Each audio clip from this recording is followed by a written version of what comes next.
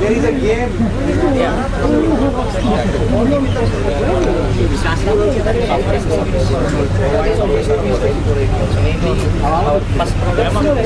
No, no, not anything like that. It is a part of the game. Yes, they are part of No, no, that is what you are not. you might have heard so they these retailers stand up shops. Like for example, we have a FMCG or grocery store or any shop where we are going to buy the end customers going to buy. So where they are going to buy, they are going to buy We have a startup or distributors. And we are connected to engineering and design. That only they want to start up for that. We are not looking at distributors. Our plan is that is Which is software for other startups. We are trying to in collaborate. So doing mentor, right? Yours is more of tech only. Hello. More of business. These guys only work in field. More work is not.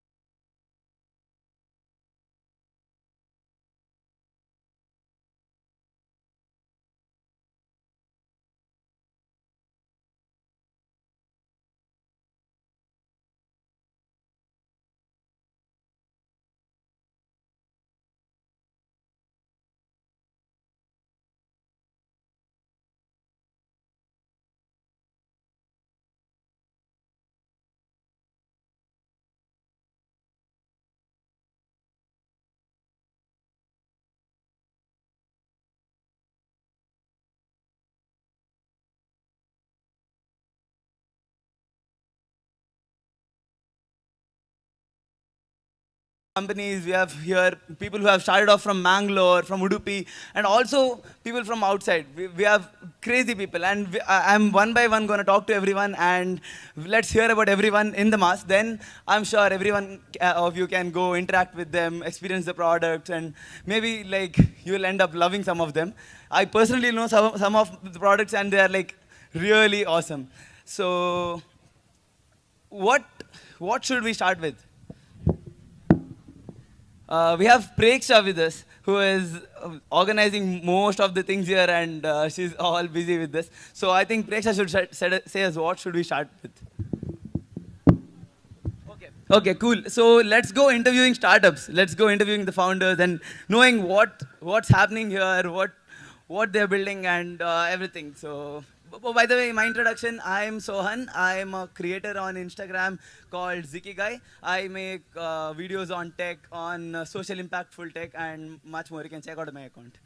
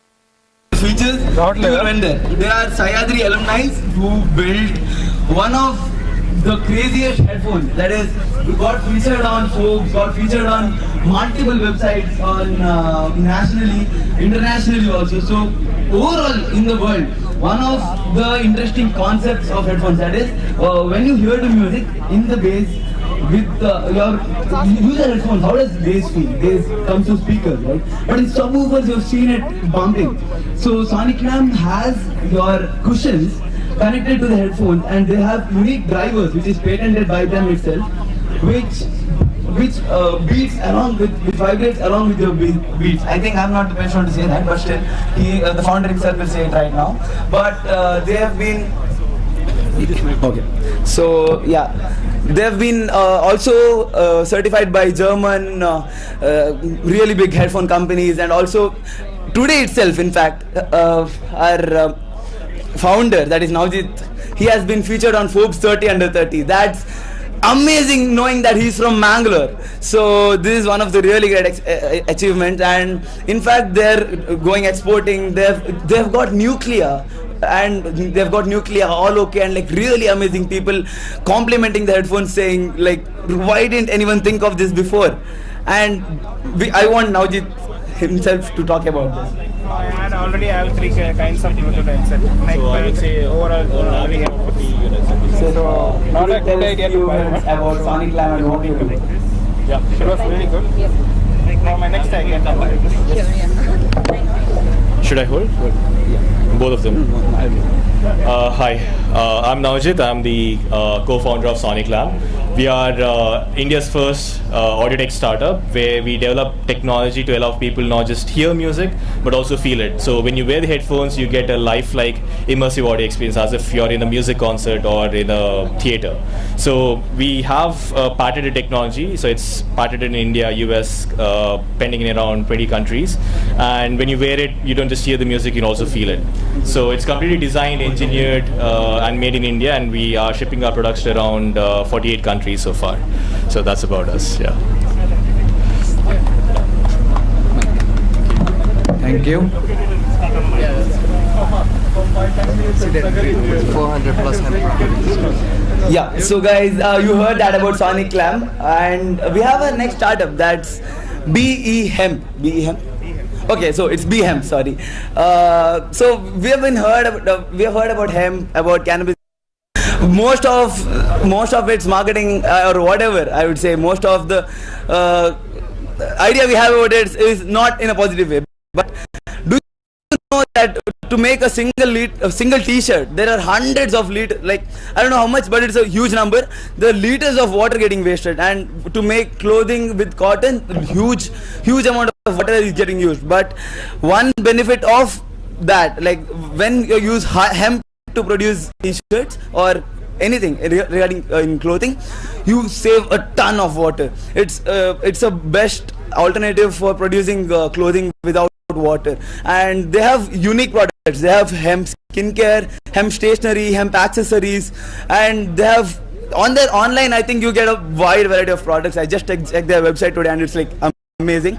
They have beanies, like whatnot, and I don't know, the founder himself looks really cool, and I wanna ask him himself what they do. Okay. Both the mics? Yeah, but Yeah. Alrighty guys, so my name's Elston and I run Hemp India.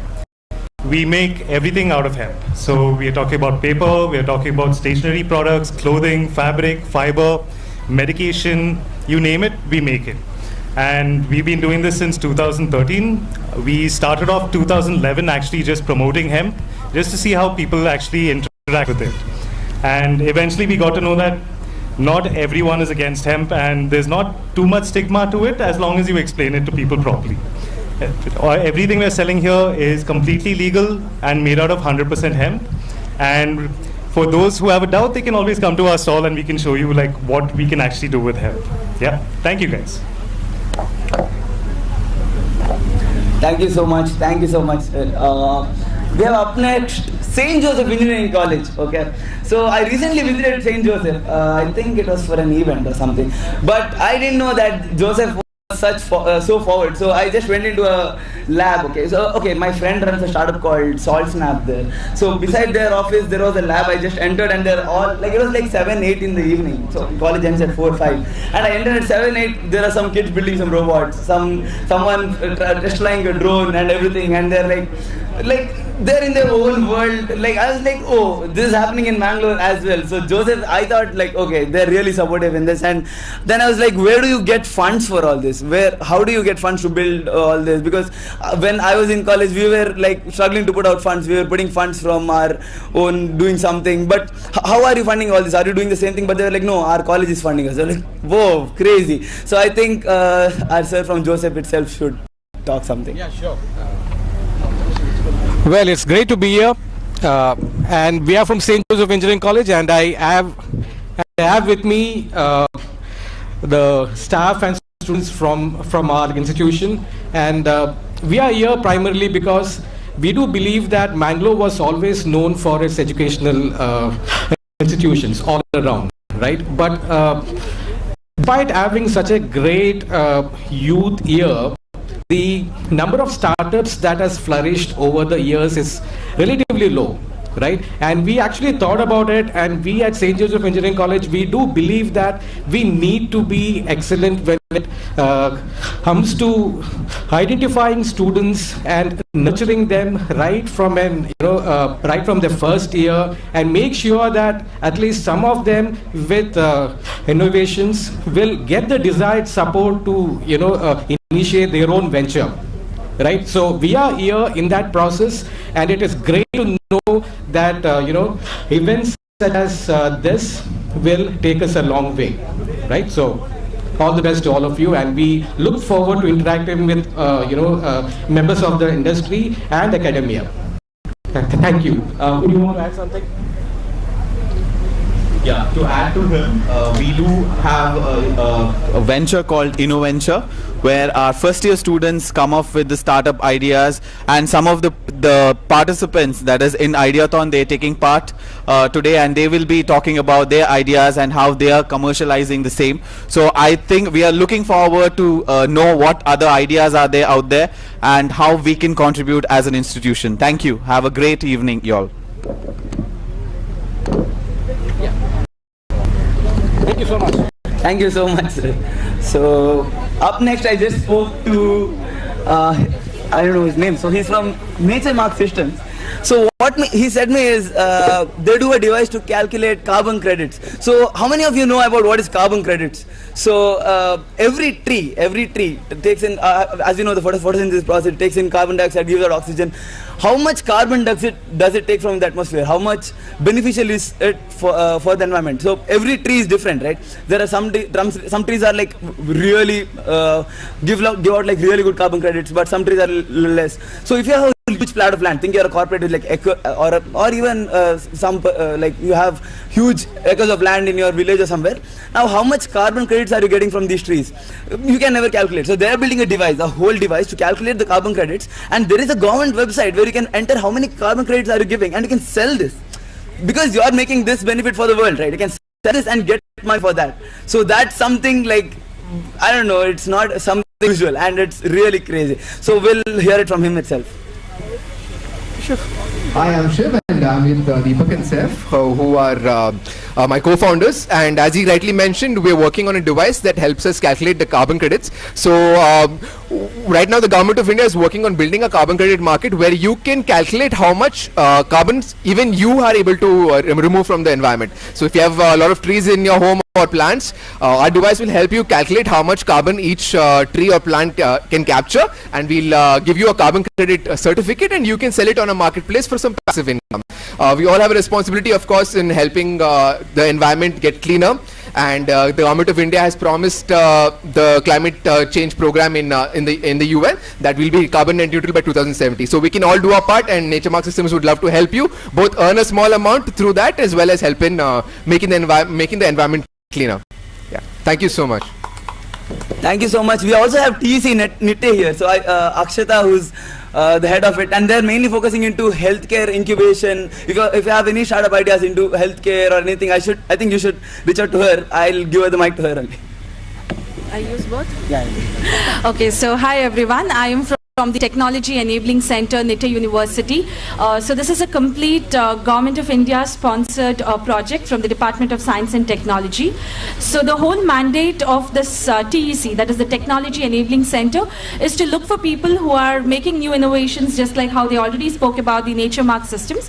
So anybody who has a great idea and you're looking for space where you can be incubated, or place where you need to find investors, or you want to connect. Basically, if you are a student, you are a researcher, or you are an individual who is wondering how you can connect this academia and the industry and all of that, we are here to have a platform for all of you where we help to connect to people. So more of it is to connect to people.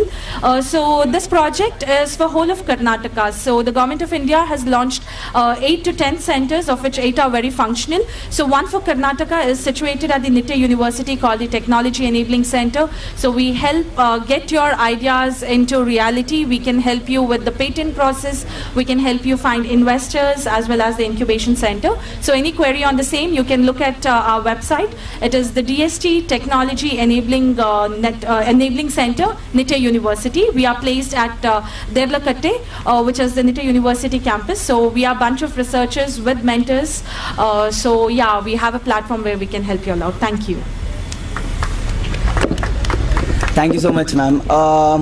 Okay, so one of the buzzing word among all young engineers and everyone is hacking, ethical hacking. So like everyone on YouTube, everyone like installing Kali Linux. I think this every student's life is somewhere come to a part where you have wanted to learn ethical hacking. So how do corporates use ethical hacking? How does it go commercial? So when you actually know hacking and when you actually can find bugs in something, the websites like Flipkart, websites like anyone have a lot of bugs, right? So if you yourself know to find bugs, they'll hire you up. They'll hire you up to find your bugs, and that's amazing. That's not some job which is like paid like how a software testing or troubleshooting job is. So that requires a lot of skill and everything. But we have a Mangalore company who's doing this, and it's called Sapiens. They have located here in Padavinangadi itself, and they're doing ethical hacking. I'll get him to talk about it itself. Oh, sorry. Yep, thank you. Thank you, Emerge 2024. We are Cyber Sapiens. My name is Danish, and I work at Cyber Sapiens, and we are the team of basically ethical hackers and cyber security professionals, and we're located in Mangalore, and we have a branches in Bangalore and Australia too. If you're looking for any cyber security related services, we are here. Just contact us. Thank you. Thank you, Emerge 2024. Yeah. Thank you so much, sir. So up next we have Atal Incubation Center. So how many of your schools had Atal Incubation Center, and how many of your kids' schools have Atal Incubation Center? So that's one of the only innovations that happen in school. Like only the schools which have Atal Incubation are doing innovation, like as I've seen. I mean, like the kids are doing, but the school is supporting due to these centers, and it's crazy. They have giving not only for in schools, they have also been giving incubation and a lot of these things. So sir, what can you tell about? Yes, sir. So, hi one and all, I am Pramod Kumar representing AAC SKU, Atal Incubation Center, Sri Krishna Devaraya University, Anantapur, Andhra Pradesh. So, first of all, we are filling the gap between the startups or else like innovative ideas from student level to an entrepreneur junior. So, simply we can say that we are merging the gap in between the students' innovative ideas towards a startup ecosystem. Like you can see in our stall, you can see that we have nurtured till date 40 plus startups and also grants of 2.5 crores. So if at all any person who has an innovative idea, especially in the sectors of agri-tech and sustainable development and a circular economy, so they can come and contact us so that they can be a part of our journey to stop migrating of technology or else like any innovative ideas from rural level to urbans. I have one question. Yes. So if it is not for profit, why you are taking equity? That will be for profit, right? Actually, it's about survival, sir. Like we are also have to survival. Mostly. Like I'm saying, like if they are taking dividend, yes. So it has to be distributed to you also. Yeah, that's all. No, ask the question. Same question. It's okay. Ask. It's like you have equity, right? We have to give sometime dividends. So if you have taken equity, that means you have to give dividend also, right? So I think you've slightly gone out. So Atal mainly focuses on startups. So when you come to I'm saying that. So let's say like the company that operates with the profit and without profit are different. Without profit works more, takes less. Okay. So with the profit it is different. So it just tries to optimize the system, tries to sell to the customer. Right. So now you are taking ownership of these private companies. Not actually. You don't take in. So you just give money. I'll tell you in detail. It's a government-backed startup. Yeah. Shall I need to answer or else? Answer. So actually, like the government initiative is to facilitate grants for startups. So if at all you have any startup idea or else like startup, then you can directly submit your application to SISF or else like any other grants. Then through ourselves, like through incubation center, you will get the grant without any equity or else anything. Yes. It is currently presented? No, this Atal Incubation Center is present in Nitte. No. There are so many Atal incubation centers, different states. No, this belongs to government only. Yes. Government doesn't have to, right? To? I'm saying. You can ask. Okay. So that was Atal Incubation Center. We have. Okay. Then so no one's there here. Ragnarok Furnitures. So I think we all watch this satisfying ASMR videos on YouTube, and we watch it for hours on Instagram, everywhere on Reels. And one of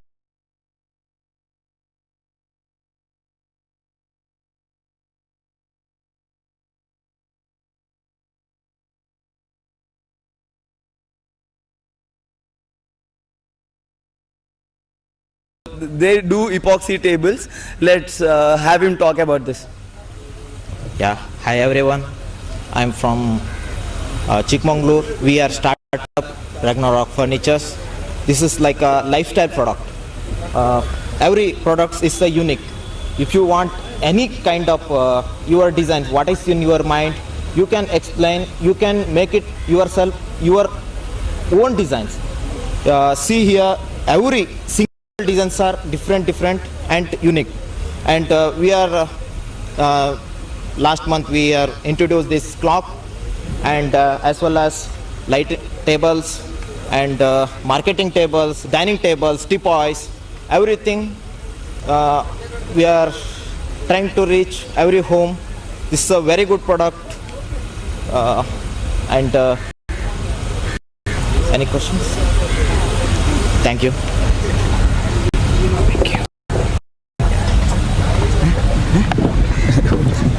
Okay. So up next we have Artery. Artery is mainly for organic farming. So government and lot of organizations are recently pushing farmers and everyone to organic farming, not to use fertilizers, not to use pesticides, do organic farming. And Artery, they focus on mainly farming inside your house. So if you want to grow vegetables in your house, if you want to grow something in your house and everything, so Artery does this, and they have these beautiful glass bottles. So in the glass bottles there are plants grown, and some of the bottles are even closed. I don't know how the plant grows inside. So he said it doesn't need much of oxygen, and the captured oxygen works for it. So it looks really beautiful. I think it's for showcasing at your home or everything. And then they have these garden kits, like kitchen garden kits. I'll make him talk about it. So, hi. Hi, I'm Akash Kudla. So this is my startup Artery. So through Artery we promote organic gardening. So we have beginners gardening kit to promote kitchen garden in your living space, and we have few gardening products. Terrarium, which works like a live showpiece. You no need to maintain it, no need to give water or fertilizer for that. Majorly we focus on organic gardening services. Like we have different kinds of concepts like butterfly garden, food garden, miniature garden, indoor garden. So we cater all type of gardens without using any chemical fertilizers or pesticides. So that's our intention, and our tagline is to nature into life. So bringing nature into your life is our goal, and our vision is to make gardening accessible for everyone. So thank you. Thank you, sir. Thank you so much. And next up we have this company called Abel. So they support biotech companies. So what she said me is they're a link between government and the industries. So why do you need a link between government and industry? So there are multiple policies which might have been created years before and has to be changed. But a startup, if has to run this business, wants this policy to be changed. But how will it reach out to the government, right? For example, I once wanted to start this huge, some scalable idea regarding camping, okay? But camping is not legal nor illegal in India. Now, how do I start something regarding camping? Now, I want to reach out to the government and say that please make a proper rule regarding camping. So, in such related cases for biotech companies, Abel, this company helps them out. So let's have her talk about it. Thank you. Hi, I'm Indrila from Abel. So Abel is an association of biotechnology-led enterprise. It is a non-profit organization that represents the Indian biotechnology sector across India. So we have members in all the sectors of biotech related to biopharma, bioagri, medical devices, bio-IT. So as he said that yes, we act as a synergy or as a link between the industry and the government, where the industry cannot reach out to the government, so they can come to us and share their issues. If there is any issues which is relevant to bring it up to the government, we surely take it up. We are doing the Karnataka biotech policy every 5 years, so we put up all the issues that these startups or any companies have. So Abel represents the biotech sector through various events like bioeconomy, conclave we conduct.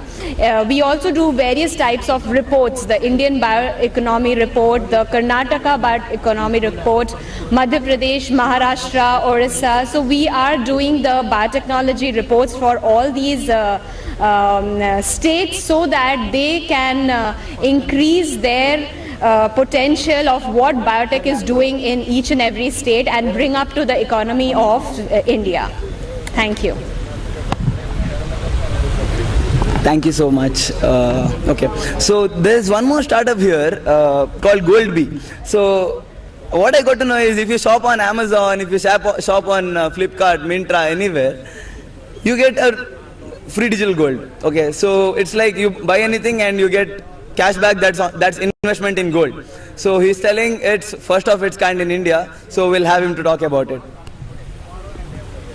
Hi, this is Funny. I'm from Hyderabad and I'm the founder of GoldBy, which is a fintech platform. So using GoldBy, you can shop either online or offline. You can make the payment using GoldBy app. So when you make the payment, you will get a discount from the brands, and that discount is directly converted into a form of 24K digital gold. So our use case is wherever you spend, your savings portfolio will grow automatically. So that's what we are trying to solve. Thank you. So we'll be going here inside. I think the people outside can't see the startups. You have to come here inside if you have to see, look at them. Then we'll come to the startups which are in the front line. Okay. So up next we have IMOI. So recently in the past 2 days, we have been going very viral on Instagram with IMOI. So on the Tapasya page itself, we had a video of Roy, who is the founder of IMOI, who is a 62-year-old guy from Mangaluru, who is making furnitures, and he started his startup 1 year back. That is, he started his startup when he was 61. He was an engineer who has done really great structural designs of some famous buildings here in Mangalore, and has had a really good experience in business. But then now they are making furniture that is, for example, a sofa that can be converted to a bed. A dining table, like you have a very small house, maybe like 100 square feet, and you don't have space to walk over. And the dining table that's folded, and when you want to sit for lunch, you open the dining table. And the same way, you have a sofa, and you want to sleep, you close it, and it becomes a bed. So they have like crazy, weird furnitures like this. So let's talk about it. Roy is not here, by the way, but we have his designers, the actual people who are actually designing these things behind him. So let's have him talk about it. So you have, hello? Yeah, so we are from IMOI. My name is Mahim Montero. So my good friend here has explained a lot about our company and gave me little less to explain about it. So basically we are a hardware design team. So we design and manufacture everything here in Mangalore itself, and we like to. So these things are available in the market.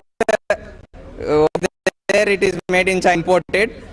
So we want to make it in India itself. So we have this company. Thank you. Thank you so much. Also guys, to say about one more company which is the main reason this whole event is possible, that is Si8.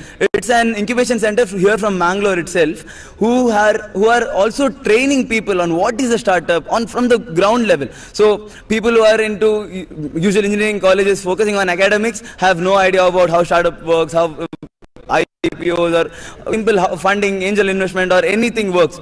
So right, coming from basic training to also getting them, helping them get grants. That is, government grants are like, there are tons of government grants there for every kind of industries, but people are not able to reach this. Government is allocating funds for encouraging startups, but people with really great ideas are not able to reach them. So Si8 is helping them get these grants. They have already helped people, entrepreneurs get some crores worth grants, and I personally know the founders, and they are the reason this whole event is possible. So you can visit the Si8 Bay here in around itself, or you can talk to Preksha, or Vishwas, who is there. And yeah, let's move on to the next startup, that is Skill House. So Skill House is helping people with recruitment. That is, colleges are now going out of recruitment. I had my friends saying that they have no placements right now. Out of 700 people, only 70 people got placed. So this was like, oh, that's a really bad number because of all it's people are laying off, companies are laying off and everything. We have edtech companies, we have different kind of startups in edtech, right? About Skill House. So I'll give the mic to. Hi, thank you. Skill House is an edtech which provides training and hiring solutions for students as well as corporates. Basically what we are looking at is, why are we here? We are here with a tool which is going to help students as well as corporate companies in their hiring solution. I would just like to introduce you to our software. So here basically for the students, what we are providing is they will be able to prepare for a mock interview test. They will be able to prepare for a mock interview wherein we have created templates for students in which they will be able to appear for technical questions. Which, if it is an engineering, computer science engineering students, they will be able to appear for Python, CSS, and HTML. So these are some of the sample templates that we have created, and we have already gone launch with one of the colleges with the soft launch, and we have given accesses to all the college students who will be able to take up the mock test. And our AI is designed in such a way that after appearing for the test, it's instant feedback that they're going to get. So the feedback is given by the AI. If the candidate is given the correct answer, the exact score will be given to them. In case if the answer is wrong, there is a development plan for the student. So what they do, they will have a look at what was my area of improvement, and they will work towards it, and they will be prepared for the another round of interview. So that's what we are giving to all the students out of our the platform today. So if anybody would like to take the mock test, I would want them to come forward, and I would give an attempt to them. I'm sure that's going to help. Yes. Yes, it's really going to be fun. Yes.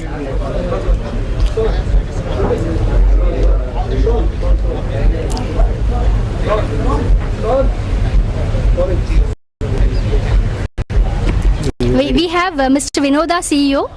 Hi, Sohan is with me. So far he has been taking interviews from all the companies.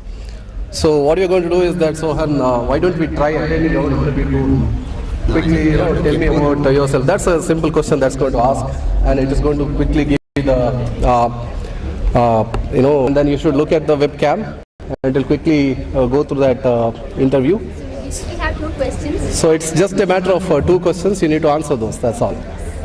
Very easy. So what's going to do is that it is going to test the mic.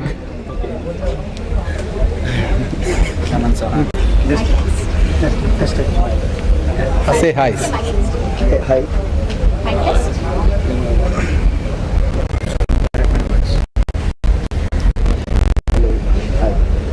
Yeah, so your mic is recognized and your video will be shortly captured, and you can start the interview. You can see yourself and you can read the question and answer the question. Once that is done, the AI will evaluate your answer. Tell me about yourself. Creator come entrepreneur. So I'm building my page called GT on Instagram and YouTube, where we showcase people what future implementable tech looks like and help them understand about futuristic tech. Also, I'm building a startup which is on a fintech. So we're building a platform called Tip, which is India's first cashless tipping platform. It will help every waiters, every salon artists and everyone get more tip payments when people are actually going cashless. Amazing. So you can click next. That's another last question that you have. You can start answering. Where do you see yourself in the next 5 years? I'm really not sure about this question. I'm someone who's jumping around different kind of categories and fields. I'm into startups, I'm into content, I'm into multiple things. So I don't know where I'll be in the next 5 years. I think shortly I'll be somewhere where I'll be implementing tech for the world. Amazing. So just we will wait for a couple of minutes. So it's going to show the results. So I'm just here, this is a simple interview, right? So typically what happens is in a real interview, there will be real questions as well as real answers that will be evaluated by AI, including video, and then you'll be having access to those videos. Think about a scenario where you have a big company where a lot of interviews needs to be taken. So all you have to do is that come to this tool, create interview, and then share with the candidates.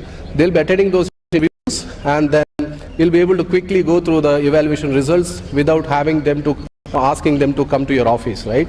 So you'll be able to quickly understand their body language, their answers, etc. AI is going to help you to get you more insights about the evaluation. So here is the thing, it is going to probably, there's some network issue here. So it is going to appear over here, the results are going to appear here. So that's about our tool. Thank you very much, Sohan, for cooperating.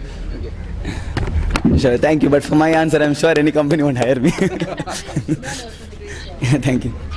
Okay, next up we have Tumakuru Innovation, an incubation and entrepreneurship cell from Tumakuru University.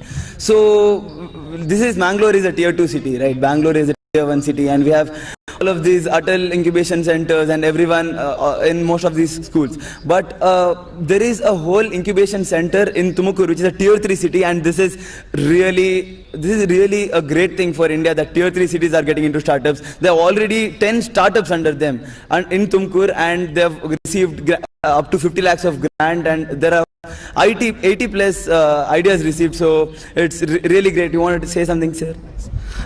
Thank you very much, Yamal 2024 for the opportunity. As you have seen earlier, AAC SKU, we have also started incubation center in Tumakuru University, and we have received grants from Tumakuru University for the starting this incubation center.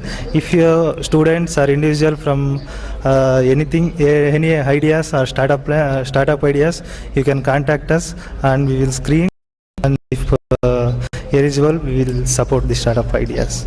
Thank you so much, sir. That's really great of you. And next up we have WaterWise Systems. They deal with printers and ID card printers and A4 printers and different kind of devices. So their office is in Mangalore itself. It's in Vijay Church complex. So any requirement with printers or anything like that, you should definitely contact them. That's WaterWise Systems.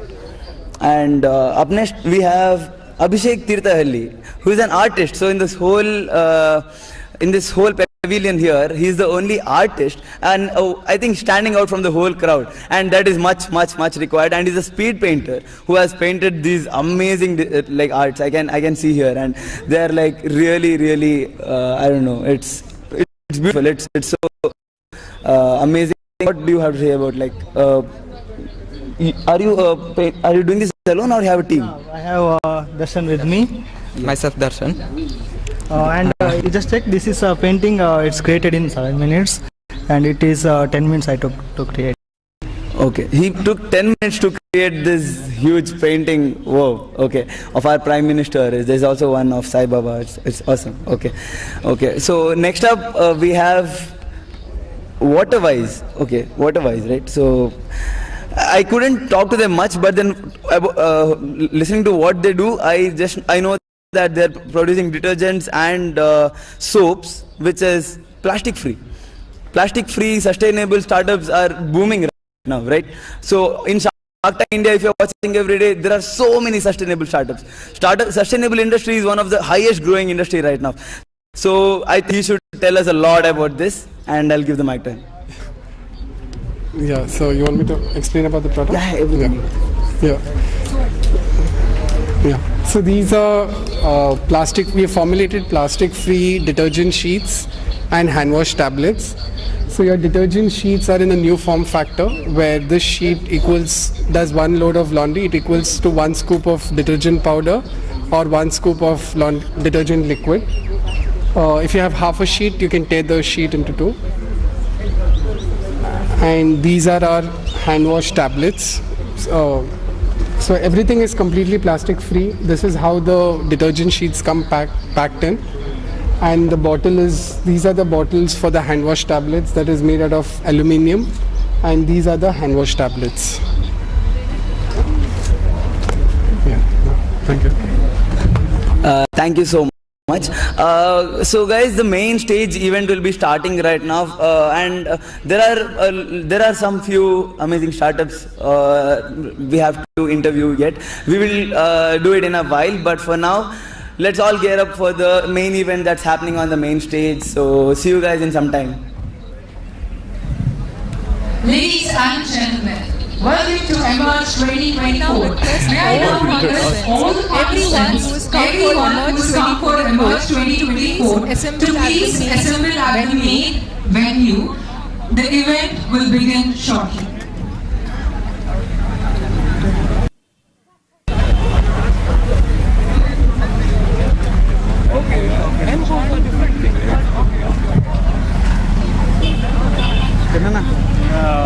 Pawan కొంచెం ఇంకా ఎవరు రాలేదు కదా ఇక్కడ కొంచెం క్రౌడ్ని చూపిస్తూ ఇంకా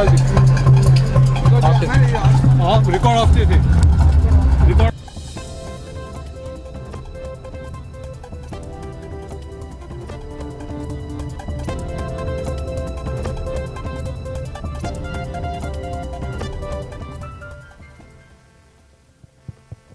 I request everyone to occupy the seats. We'll be starting the event now.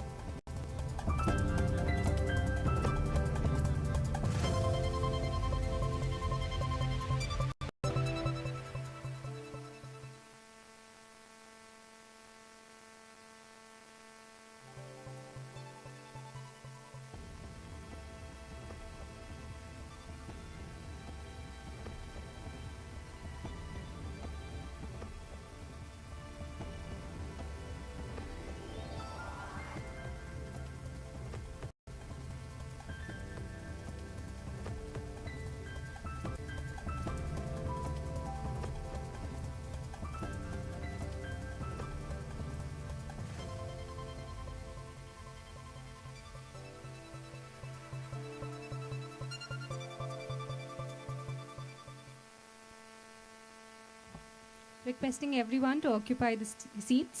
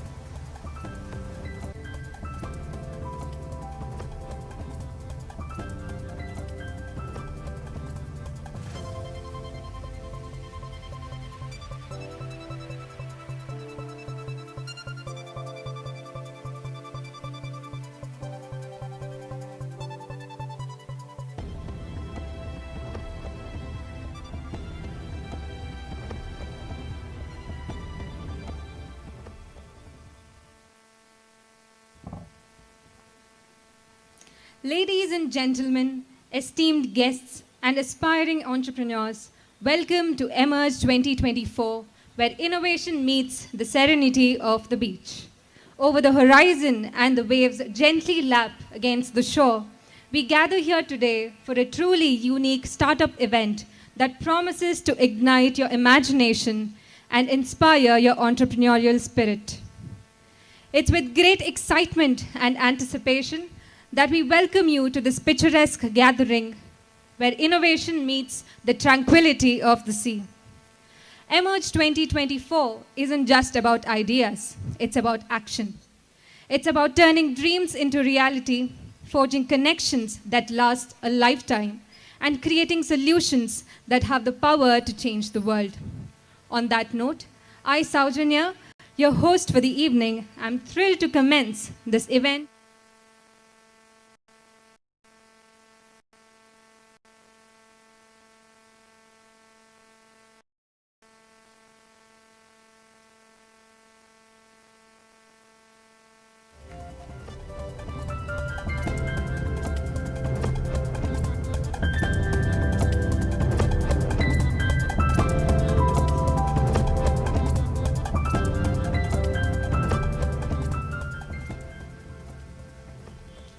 Ladies and gentlemen, it is with great honor and privilege that we welcome a distinguished leader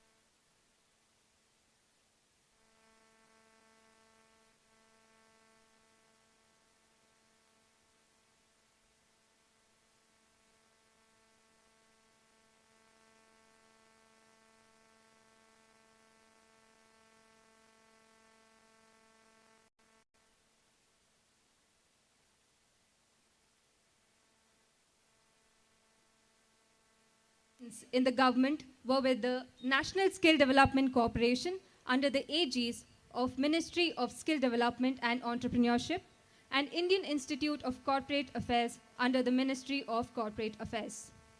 With knowledge, experience, and a visionary outlook, Dr. Poti has played a pivotal role in shaping the scientific landscape of our nation.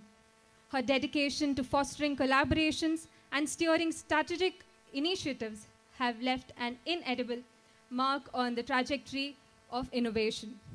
Today, we're privileged to have Dr. Poti grace us with her presence and insights.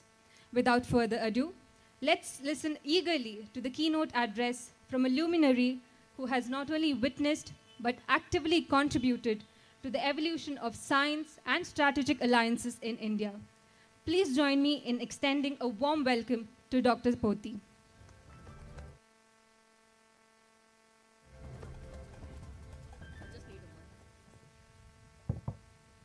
Good afternoon.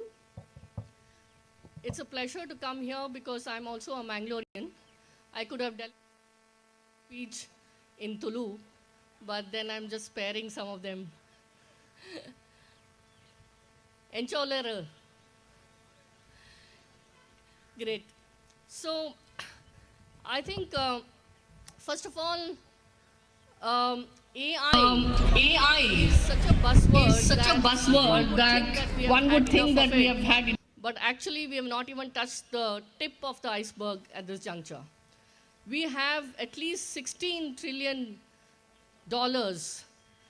that we need to actually attack. And that's where we stand today.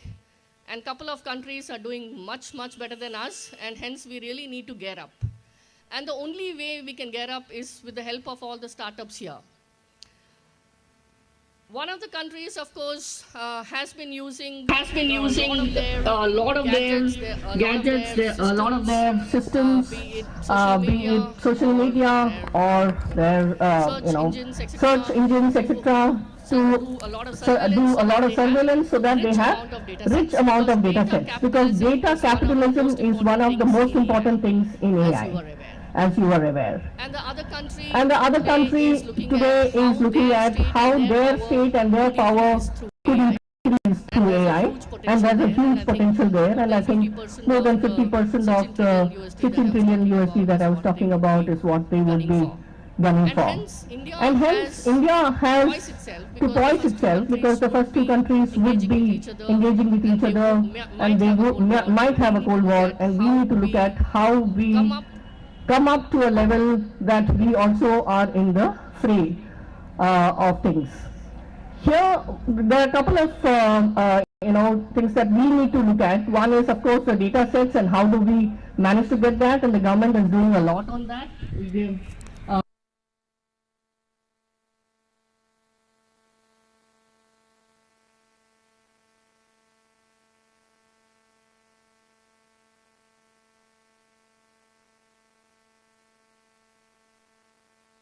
Commoners who are there around, and for those who need us, the underprivileged.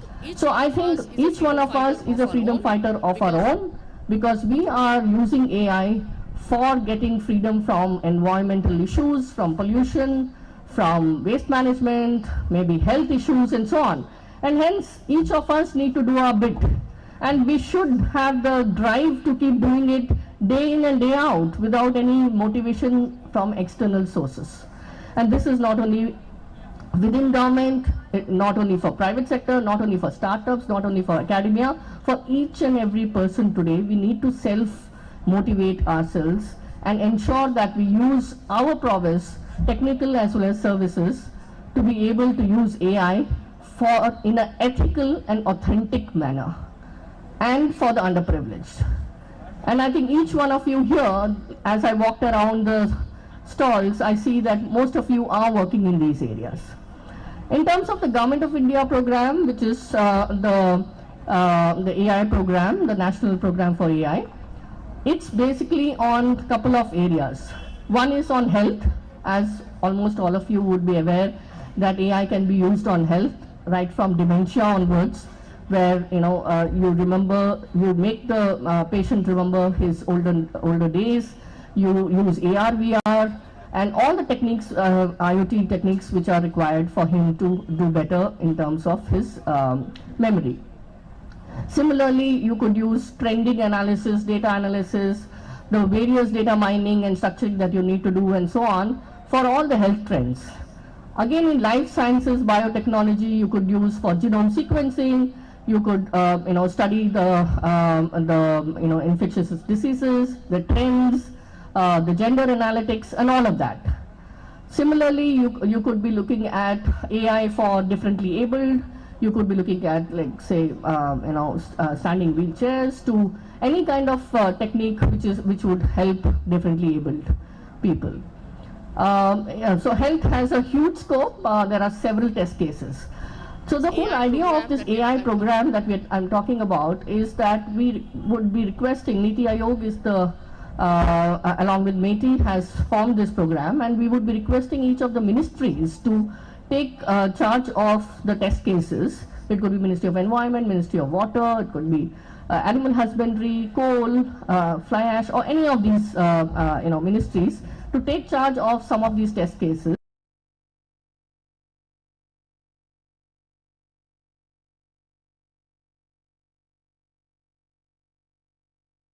Education, again, a lot of education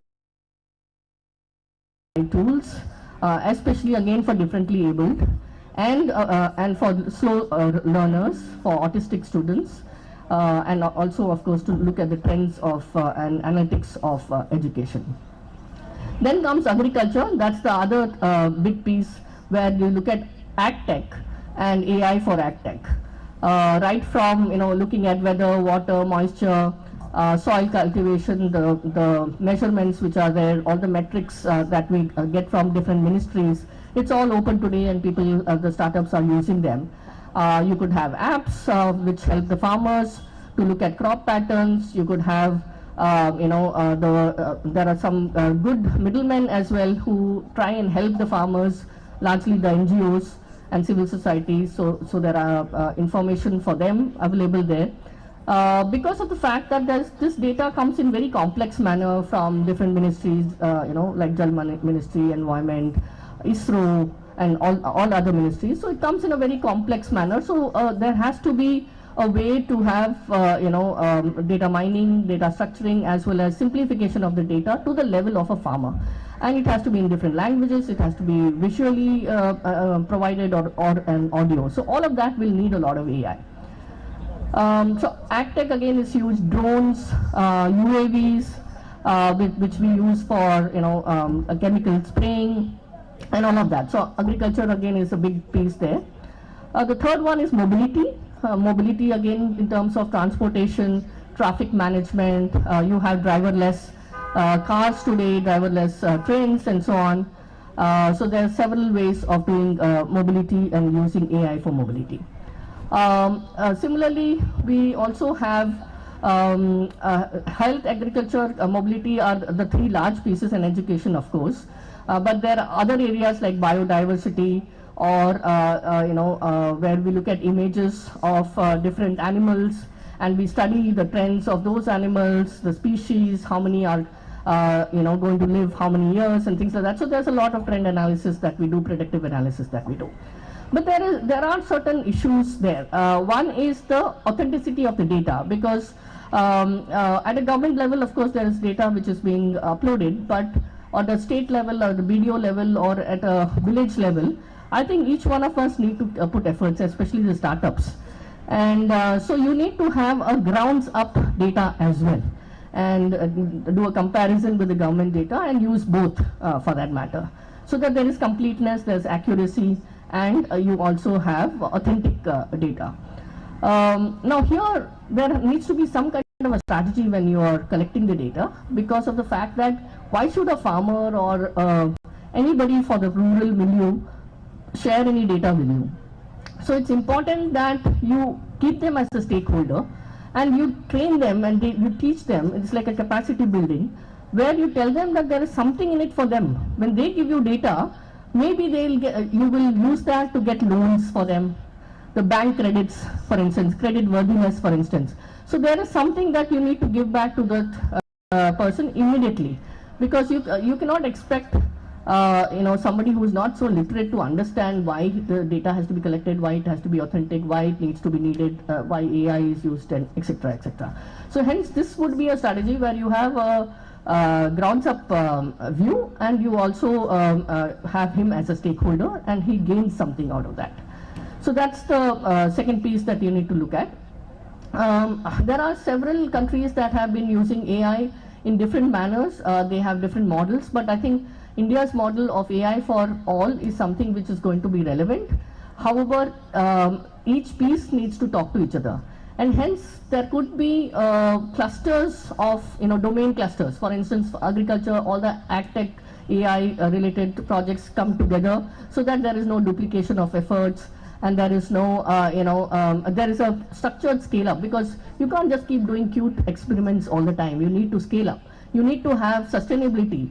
You need to have a sustainable technology. So come together to see that what each of you have as strengths, and what are you trying to develop, and do not duplicate efforts. Similarly for health, mobility, and so on.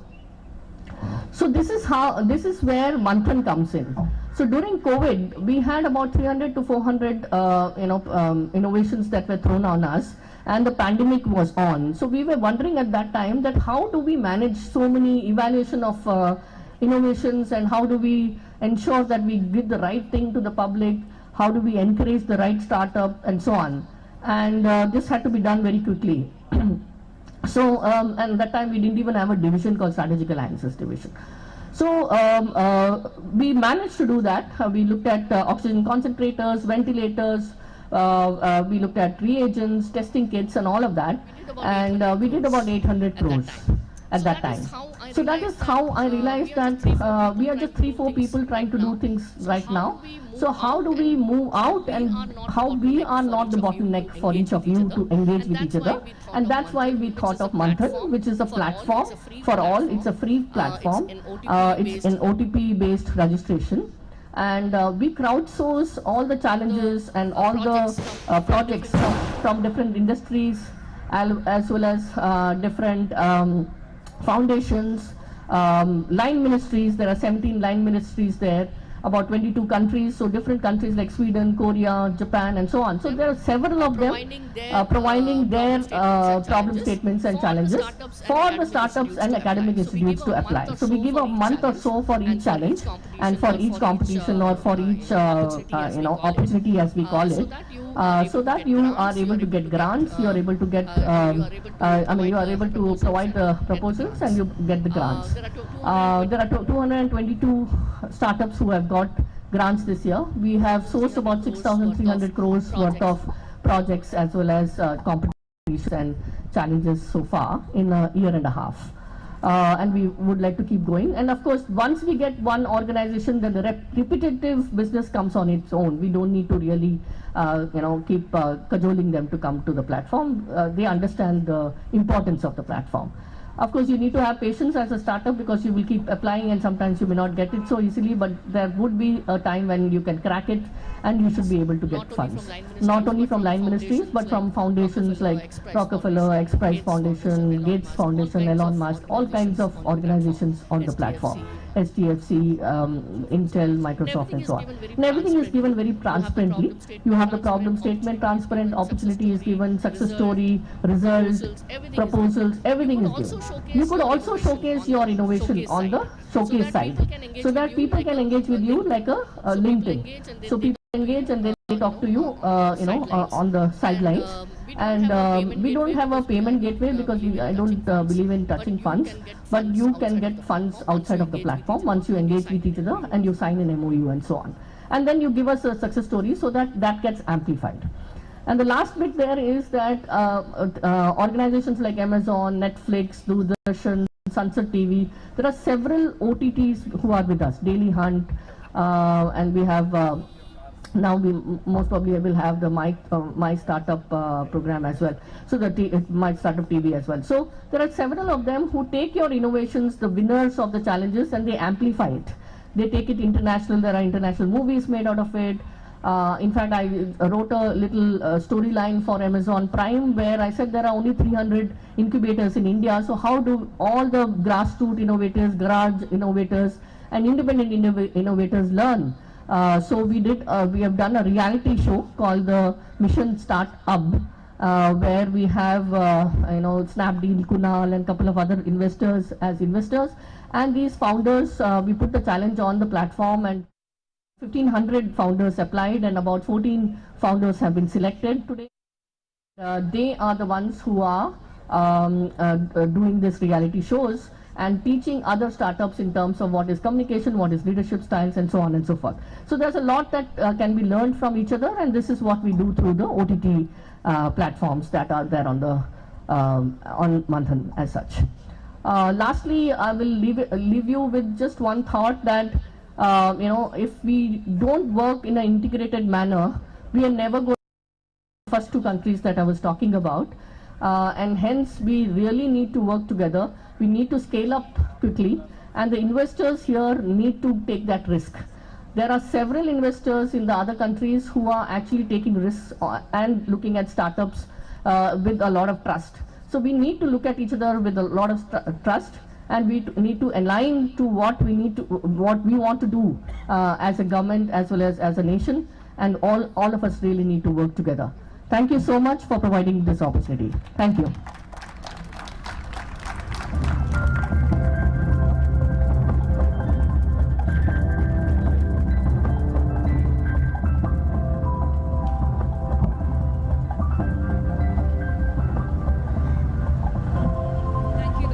Thank you, Dr. Poti, for your insightful thoughts.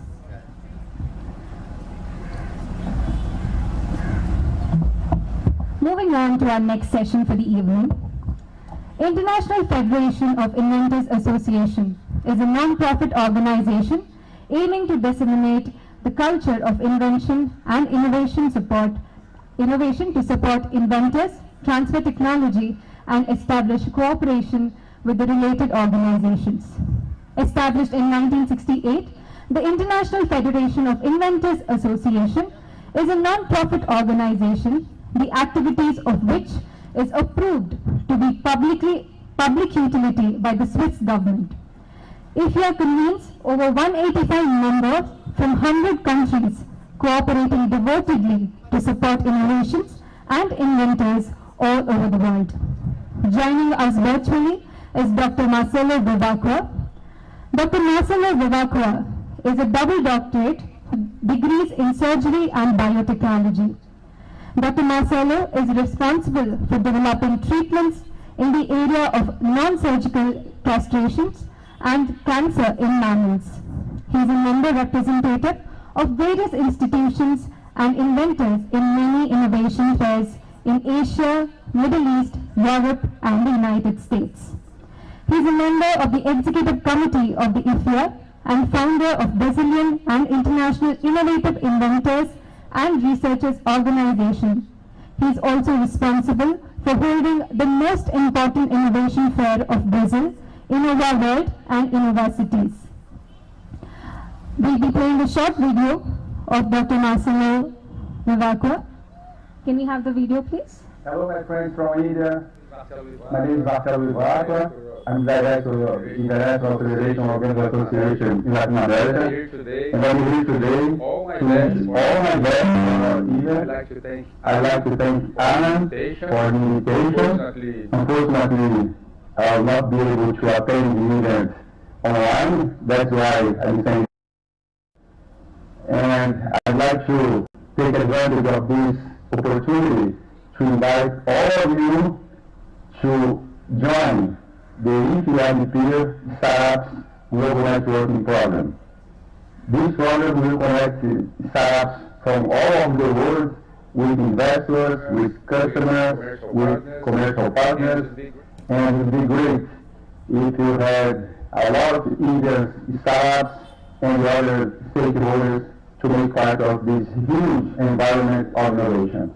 And of course, make a lot of business and create value for our society in both countries, Brazil and India. Thanks so much. I wish you a great event and hope to see you soon. Bye-bye.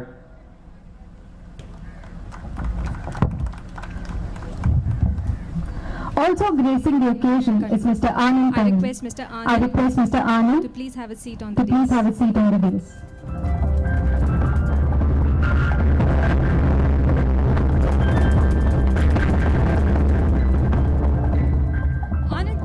A dynamic professional with an illustrious career spanning over 25 years across diverse industries.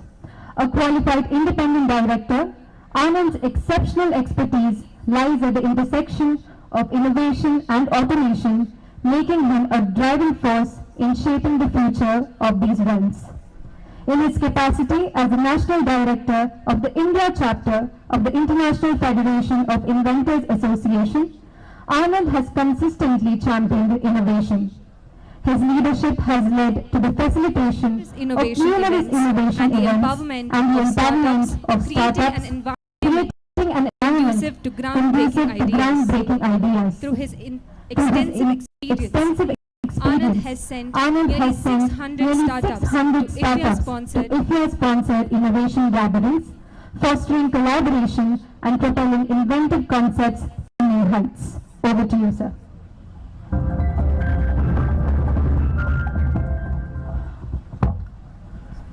Namaste. I am very fluent in Tulu. I speak three words. The name and Chulare. So that ends my Tulu. But today this is simply amazing. What a beautiful sunset that's happening right in front of me on the sun-kissed shores of the Arabian Sea by the beach of Tanirbavi. Here we are talking about an event where we are going to focus on inventions, innovations, startups, and ideas. So when we were conceiving this event, I think myself, Vishwas, and the team which is all here, and including this graceful lady who just made the introduction, we all were contemplating where to host the event. we said let's get out of We said let's get out of these mundane activities of running it in an hotel, in an AC hall. Let's bring everybody out, make them stand in front of the sun god, get some vitamin D, and in the meantime also talk about inventions and innovations. And that's the whole idea of coming and launching this entire thing on this beautiful beach, on this beautiful setup, which I don't think coming from Bangalore we would ever get. All we have is some halls, some pubs, and some lakes which are still there, but I don't know for how long. But that's the only atmosphere we might get in Bangalore or any other metro cities. But the whole idea is bring out inventions and innovations out of the places which are having all the potential to come out with and showcase it to the world.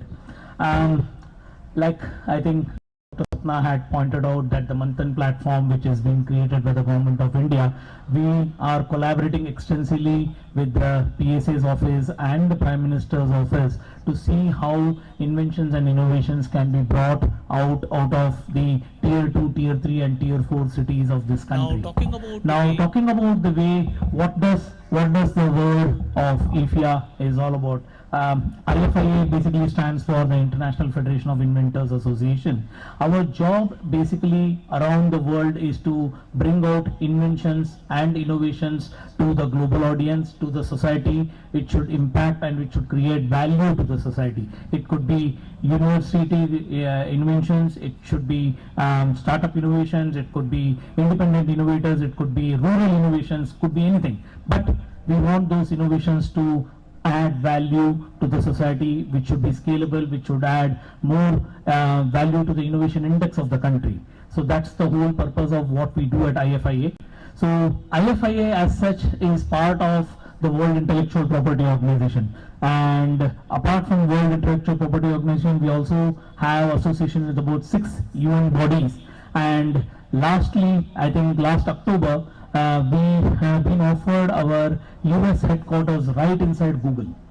So when an organization like Google is partnering with us, you can imagine the potential growth for the startup and the innovations that is going to come in the days ahead.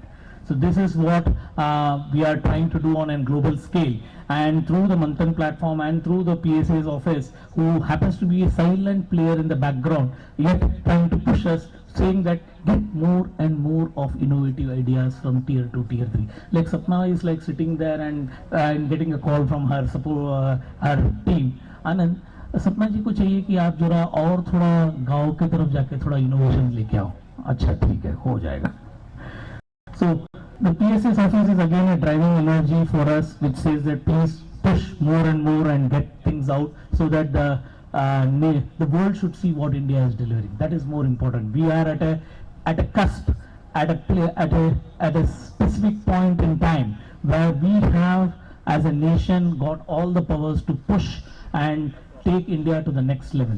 And that's what we want to do as a federation, and that's what we are trying to do through our global body. And at IFIA Bharat, that's the whole agenda for us, as to take Indian products to the world, take India to the world in terms of innovation, in terms of product development, and in terms of more technologies which can be used as an intervention for new product development. That's what we are trying to do through both the at the global level and at the national level.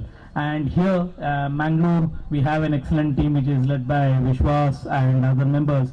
So all of us here are also trying to focus on driving all the inventions which should come from the Dakshin Kannada region, and trying to see how more and more rural innovations can be taken and scaled upon a global level. I think this should summarize as to what we are and what we are trying to do, and without wasting further time of all of you. And as such, now with this beautiful sunset coming in, I think there is a host of other events which are going to be lined up throughout the evening. I hand it over back to the organizers, and thank you all for hearing out. Thanks a lot. Good day.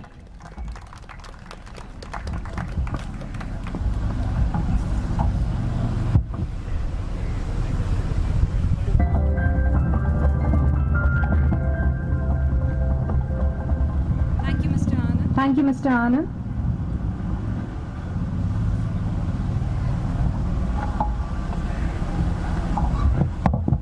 We will now be witnessing a book launch authored by Dr. Satish Bhavankar. Don't think big, Don't think big, think giant. A brief introduction, to Dr. Satish. Sir, can you please? Sir, can you please?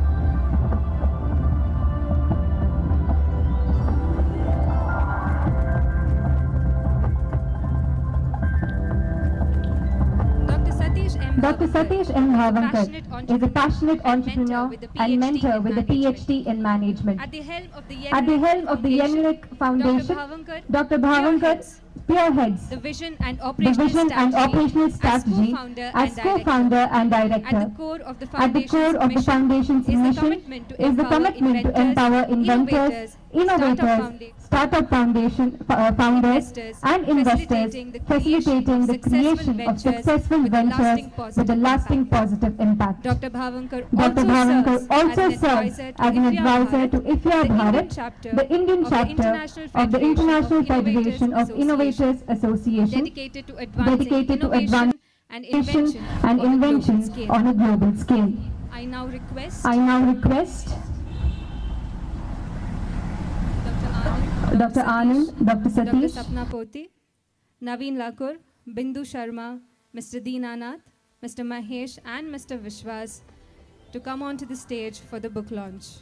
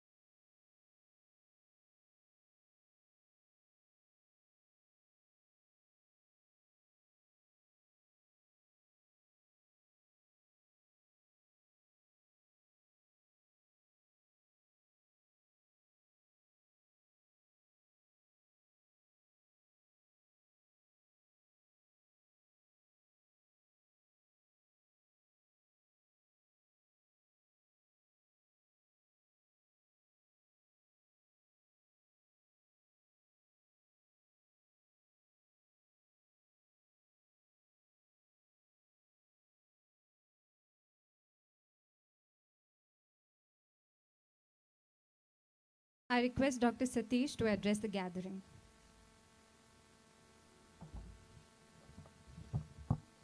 So, good evening, everyone, and thank you for joining me on this momentous occasion. The launch of my new book, Don't Think Big, Think Giant, From Passion to Profit, Embrace Failure and Break Barriers to Build Your Dream Startup. More than just a collection of words, it's a culmination of a passionate journey, countless hours of exploration, and deep desire to share what I have learned with you. For too long, we have been told that success is reserved for a lucky few. We have been conditioned to believe that aiming small is safe and settling for average or the ordinary is acceptable. But what if I told you that today is the day we break free from those limitations? Don't Think Big, Think Giant is not just a book, it's a call to action and a roadmap to achieving greatness.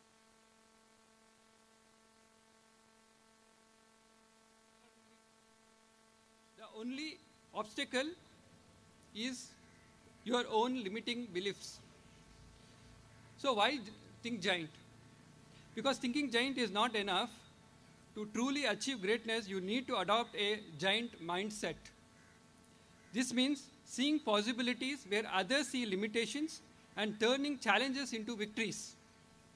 As an author, my mission has always been to provoke thought and inspire change. This book is an avatar of that mission. It challenges you to think differently, to push your boundaries, and to embrace the giant within you. This book serves as your roadmap to success as an entrepreneur or entrepreneur. Discover the critical mindset needed to thrive, from igniting belief in yourself to cultivating passion and growth-oriented attitude. This book also delves into the practicalities of starting and growing your venture. Master the passion, art of decision-making and prioritizing while building a strong team and prioritizing an exceptional customer service. While the book offers real-world examples, proven strategies and activities, it also emphasizes the power of your mind, unlock your full potential through brain power and hypothetical visualization techniques. Explore the importance of understanding different types of problems, using empathy to build strong connections.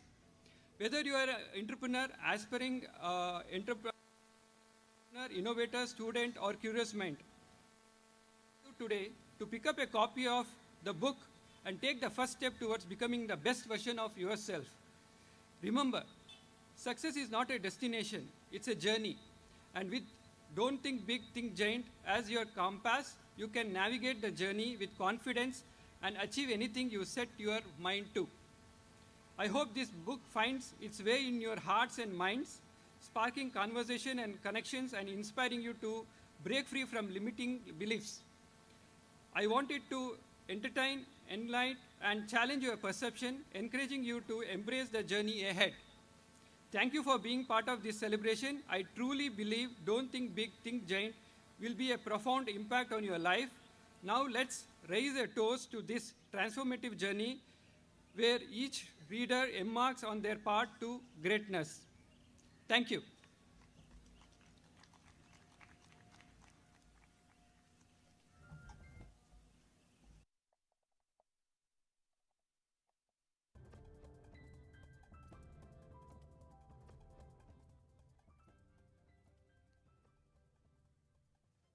Thank you, Dr. Satish. As part of Emerge 2024, we have organized an Ideathon event. This Ideathon is sector agnostic and has thus enabled a coming together of ideas from across sectors and industries. We have received more than 400 entries encompassing students, entrepreneurs, and startups. It was indeed a hurricane task to shortlist the top 25 entries, and it speaks volumes about the quantity and the quality of new ideas that have sprung up. Here is the list of the finalists of the Ideathon.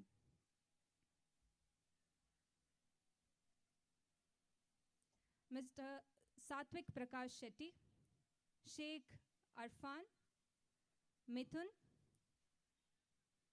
Bipin Shetty, Nitesh Shetty, Karan Dandale, Khader Afiz, Princeton Sylvan Cardoza, K.H. Vignesh, Mohammad Razik, Anirudh S., Vikas N., T. Amit Shenoy, Aditya Rangarajan, G.M. Mohammad Fidan, Anup Sadananda Prabhu K., Tanvi, Bhuvan H., and Prem.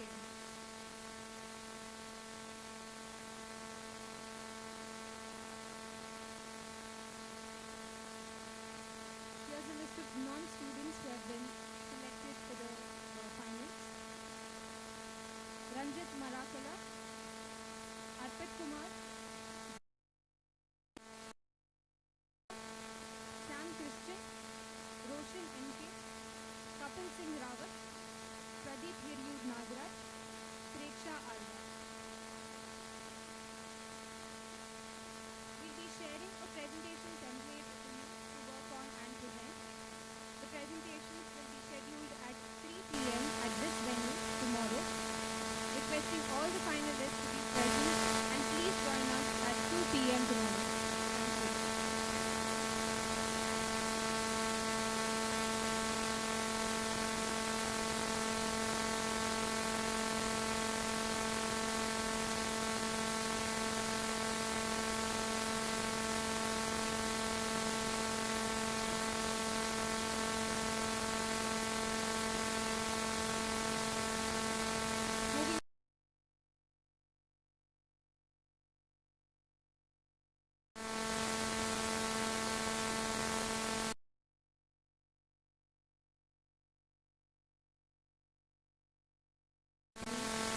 on HVAC and refrigerating systems. The company traces its corporate history back to more than 150 years and was created after a series of mergers and spin-offs. In 2008, HVAC manufacturing acquired by Ingersoll Rand, a US industrial tools manufacturer. In 2020, the tools business was spun off as Ingersoll Rand and the company was renamed Crane Technology. We have with us Mr. Rohit from Crane Technology, who is the Director of Innovation based in Bangalore. Having his roots in Bangalore, Mr. Rohit has a degree in mechanical engineering along with an MBA from the prestigious Indian Institute of Management, Bangalore. He has diverse experience in career spanning for more than 20 years. Mr. Rohit, over to you.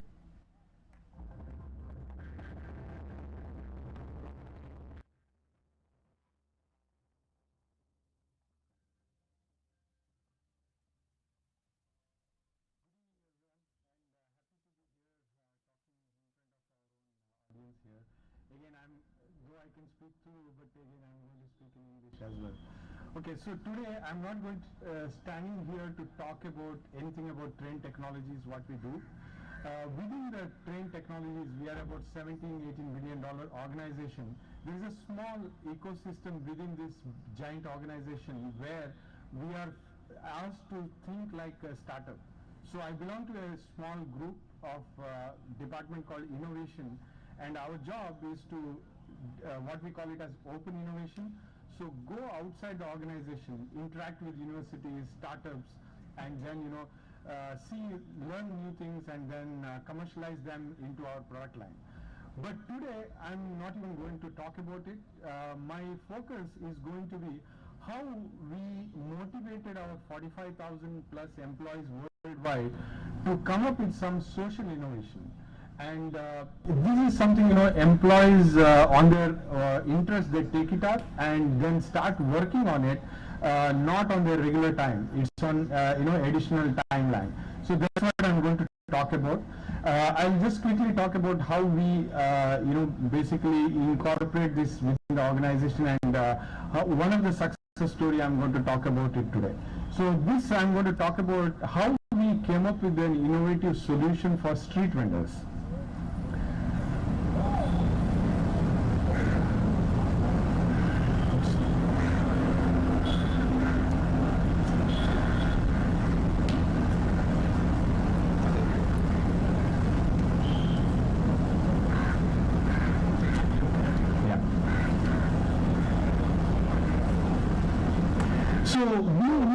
A couple of years back something called Operation Possible. So what we do, as I said, we have 45,000 employees who are brilliant, and what we do is that we throw some of the grand challenges what we as human community facing, and what we call it as some of the great absurdities what humans are facing, and we ask people to give their ideas.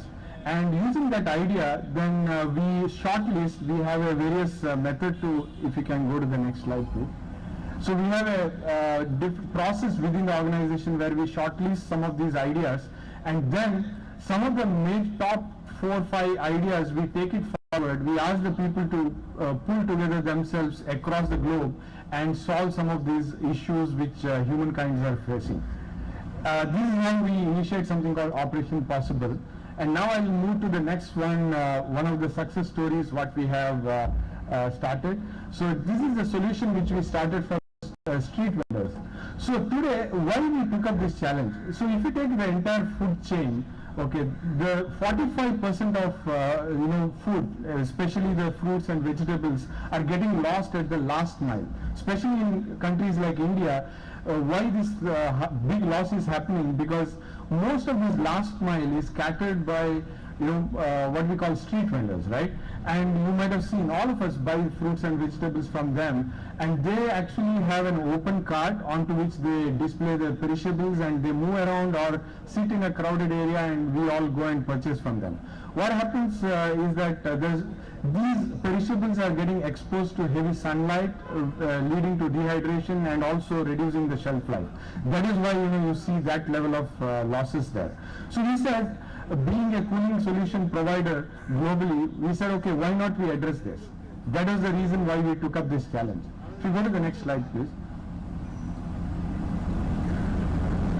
Yeah, so now it's easy to say this problem statement, but it's important to understand, okay, how the life of a street vendor is, right? That is exactly what we call it as go to Gemba, right?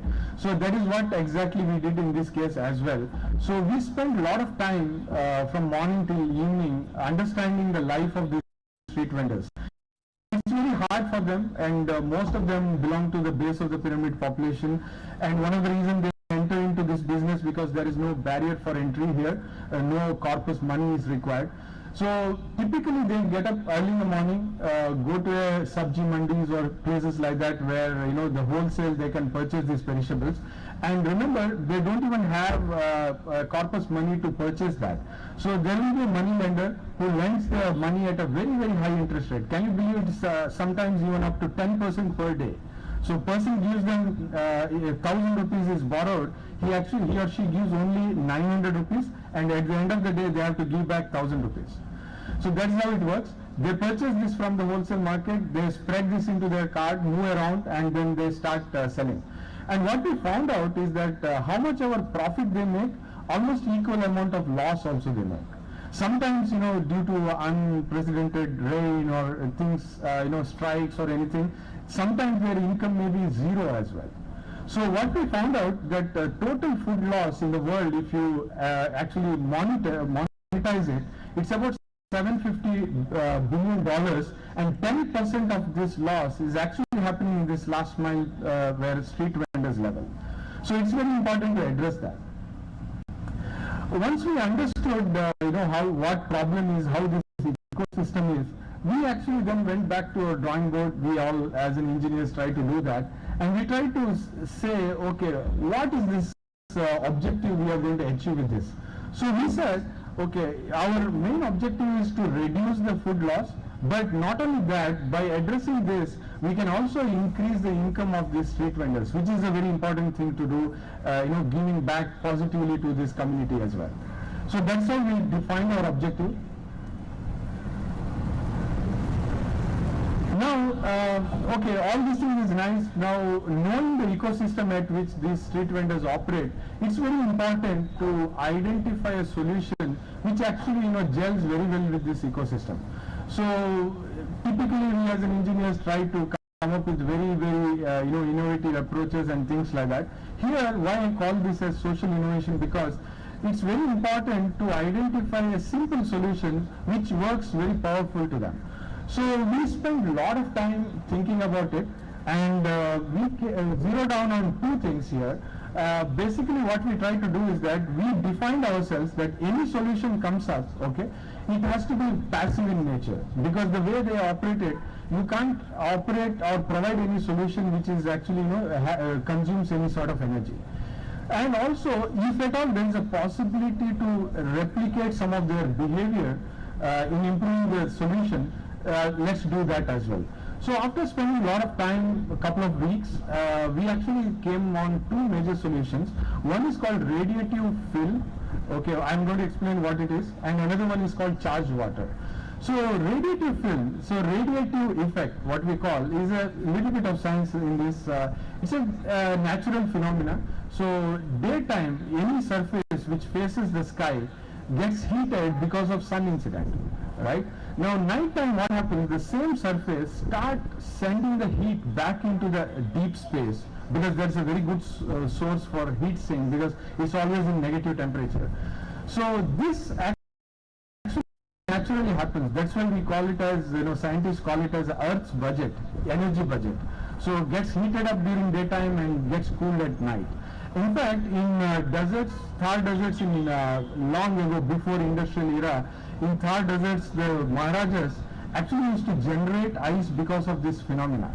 Today it may not happen. The main reason is because of global warming, and I'll tell you why it may not happen today.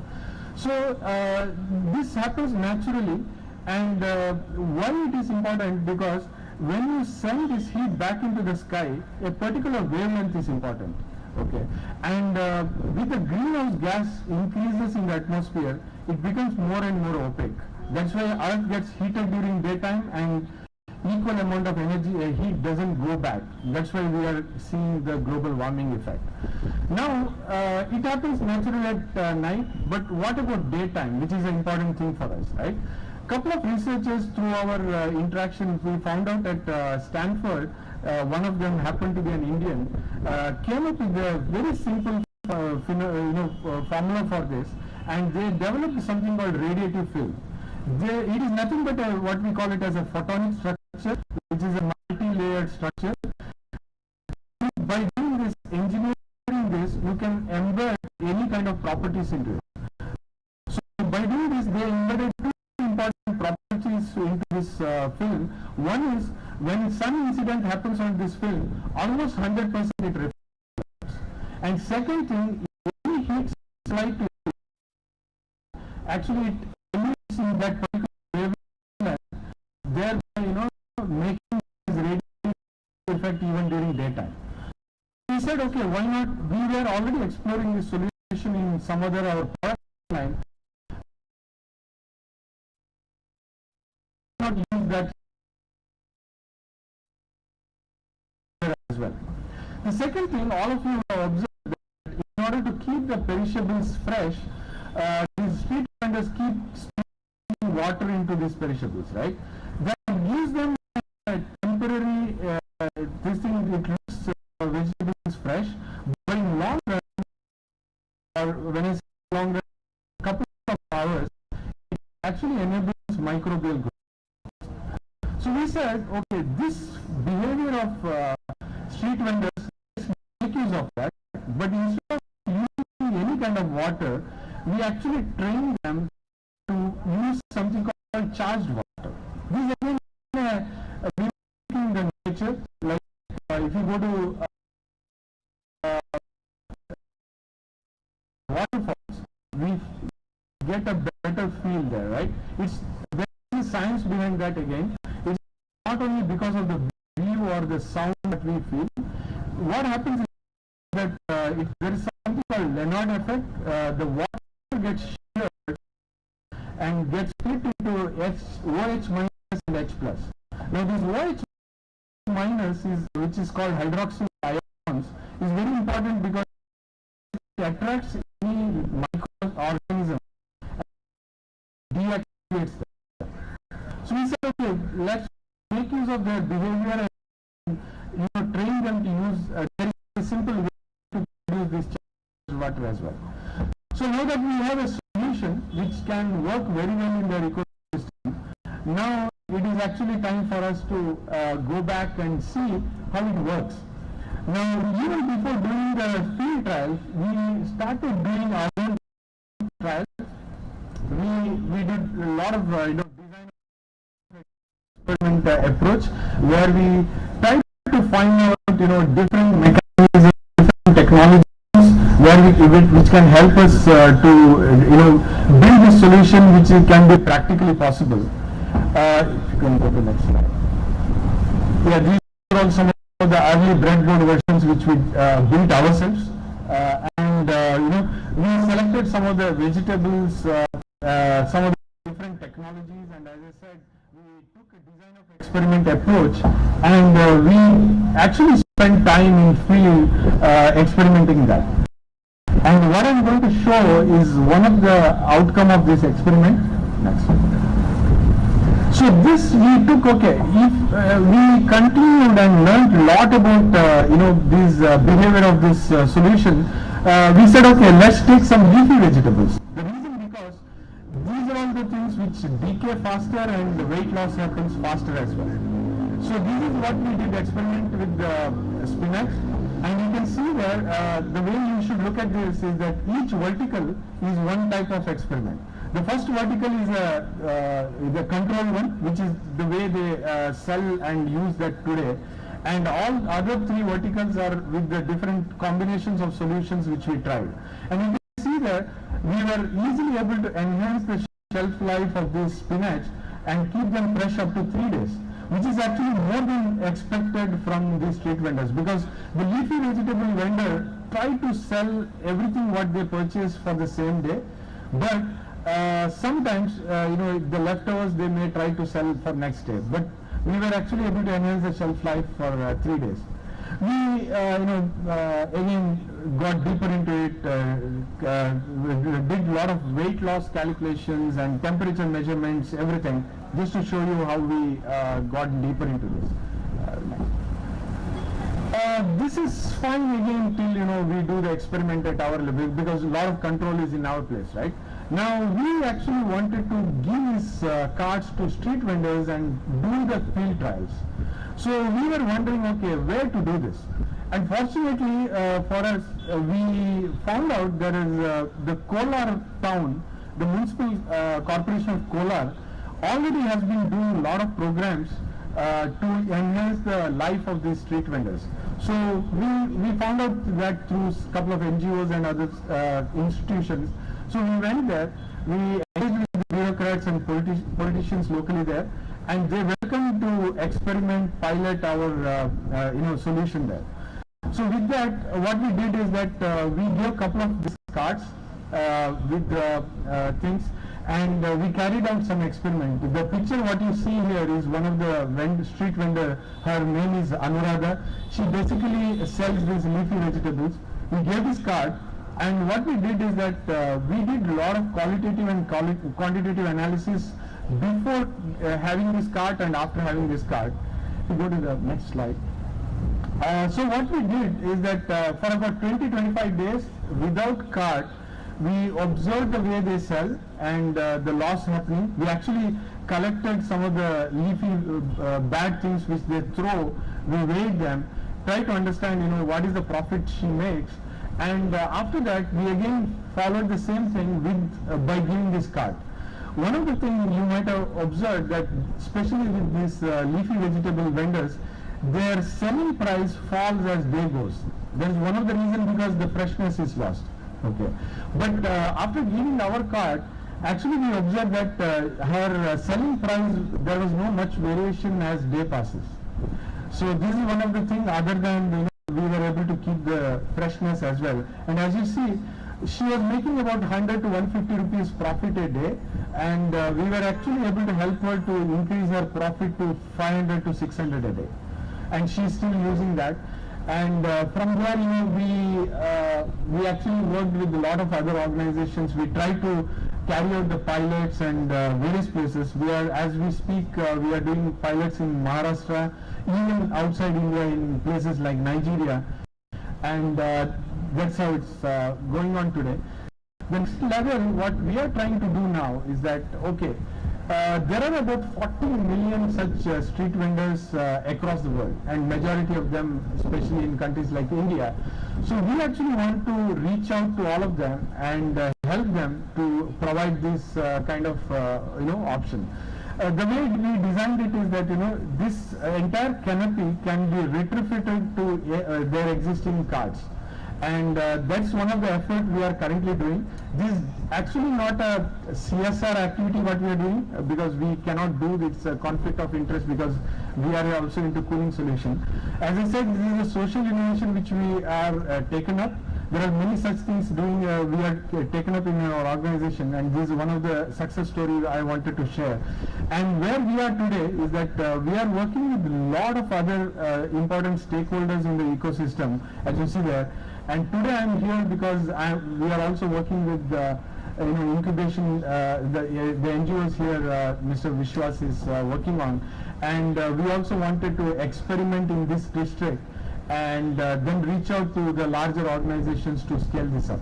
That's where we are in. And one of the cart is actually being kept here. Many people have seen that since morning. It is kept a whole day outside in the sun, and if you actually go and touch that top canopy there, it will be always colder than ambient. Daytime, even with the harsh sunlight, you can actually get about 5 degrees colder than ambient, and at night it can reach up to 10 degrees. So we actually made this canopy as a collapsible type, because any leftovers, today's street vendors, what they do is that they actually rent a space to keep it safe.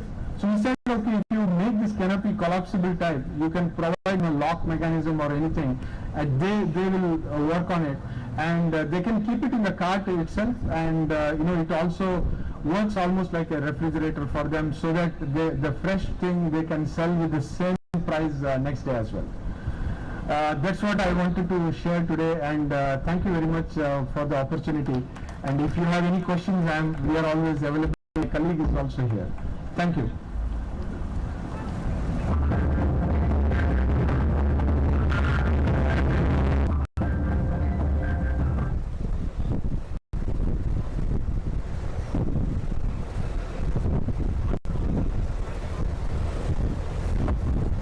Thank you, Mr. David. My Healing Mate.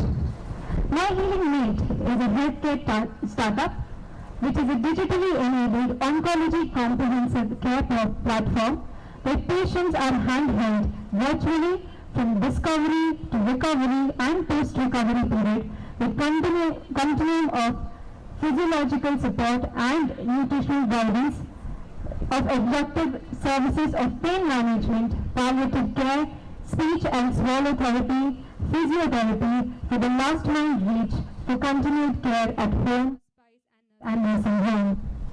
Joining us today is the founder of My Healing Mate, Mr. Manoj Gopalakrishna, a healthcare veteran and business leader who has led large organizations like Dr. Dickerson and HCL Healthcare. Joining him is Mr. Maniranjan, Director of Operations, a strategist and startup specialist with deep domain experience in healthcare. We have a short video introducing My Healing Mate. Can we have the video, please?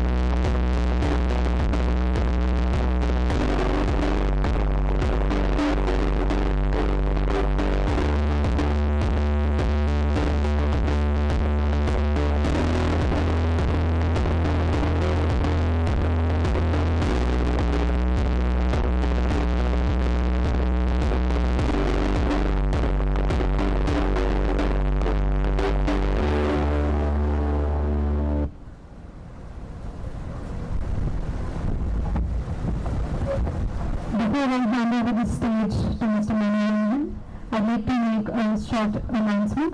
We have two food stalls on the right side, on the right-hand side of the stage, where Mangaluru cuisine is being served. You can visit these stalls and relish the delicacies of Mangaluru cuisine. Over to you, Mr. Maniranjan. Thank you.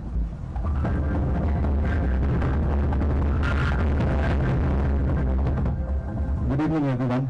I think it's the right time that I came in. Couple of food and healthcare comes close by. So, you already know what we do because the presentation was played, and I'm not here to talk about what we do, but my idea is to introduce our invention, how we came about My Healing Mate, and how it impacts our beneficiaries. So before that, let me set the context. Cancer, everyone knows about cancer. I don't have to talk about it, but I'll still give you a very brief summary. Cancer is a disease, or rather a set of diseases. They say that there are 33 types of cancer and 200 subtypes of cancer. So that makes cancer a very complex disease that we are talking about. Then there are each of the types of cancer has different modalities of treatment. So when we started looking at these diseases, which are collectively called as cancers,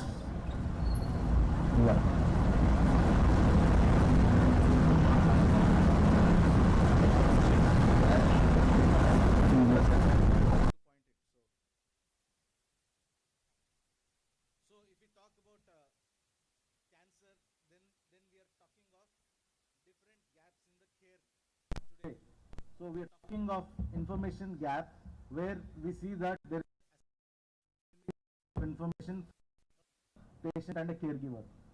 Then there is the entire access gap, where the care connects are not happening in time. Then we have the coordination gap, where people who are already on treatment, they are not getting the complete care that is required. And finally, the equity gap, where the socio-economic conditions determine the quality and the value you get out of the treatment.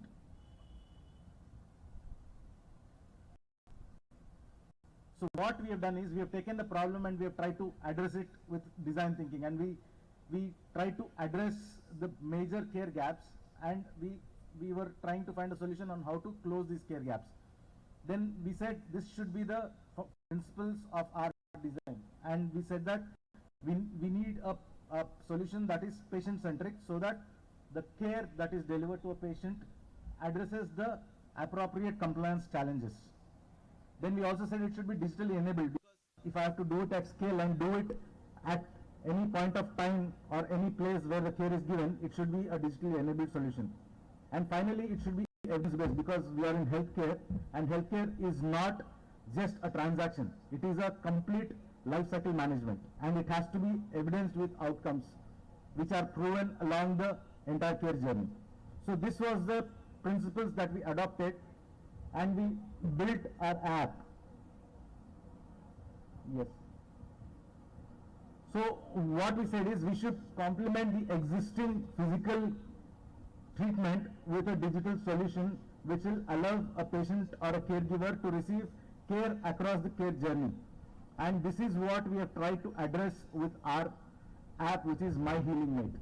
So My Healing Mate in effect is a cancer companion app that will help a patient and a caregiver to manage their care better. And this is something that a doctor or the expert who is an oncologist who is treating them will suggest, because that is where the entire care delivery starts. Yeah. So it is not just an app which has a digital journey, but it connects the physical and the different care elements together with a digital engagement, and that is what we have tried to bring about in the app. So we have built a community, because in a condition like cancer, it is not just giving digital support, it is also enabling you through information, and that is when a healing mate comes in. And a healing mate for us is a survivor, someone who's gone through the same journey. So we have empaneled survivors who have gone through a similar journey, and we match patients and caregivers to those survivors, so that they get the appropriate practical advice in managing their own journeys. Then we have care navigators, and these are people who are qualified, because any hospital or any treatment center today does not have the time, because of the load that they have on the centers, to give appropriate guidance to patients and caregivers. And our care navigators come in there, and they are available virtually throughout the journey for supporting a patient. Then we have experts and specialists who are part of the care team which delivers care, like what you saw. We have psychologists, we have nutritionists, we have pain and palliative care specialists who are required to complete the ancillary treatment required for rehabilitation and recovery. And hence, this app helps a doctor to complete the entire care around the patient and make it much more efficient and effective. This is how the entire ecosystem is constructed around the patient. This is a patient-centric ecosystem where all the elements required for care delivery are brought together, and there is a hybrid mechanism of care delivery on the app and off the app.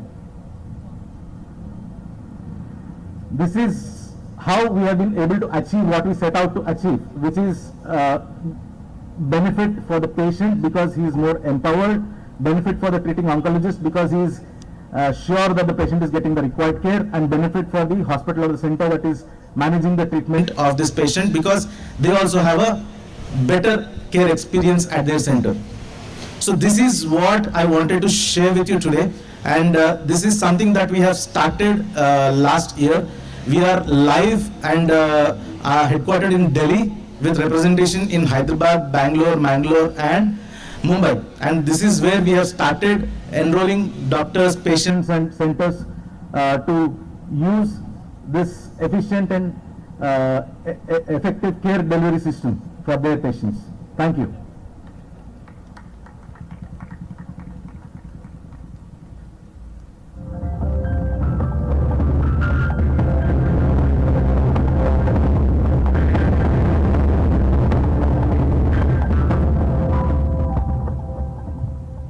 Thank you, Mr. Manoranjan.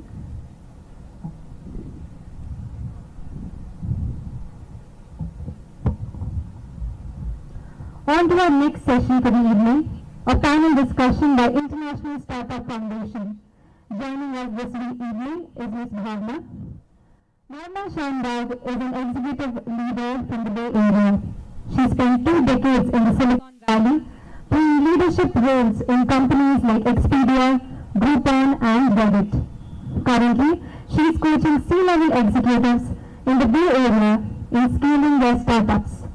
She holds a master's degree from Loyola University, Chicago, and graduated from a leadership program from the University of Berkeley, California. She is a volunteer of ISF and will be hosting the next session.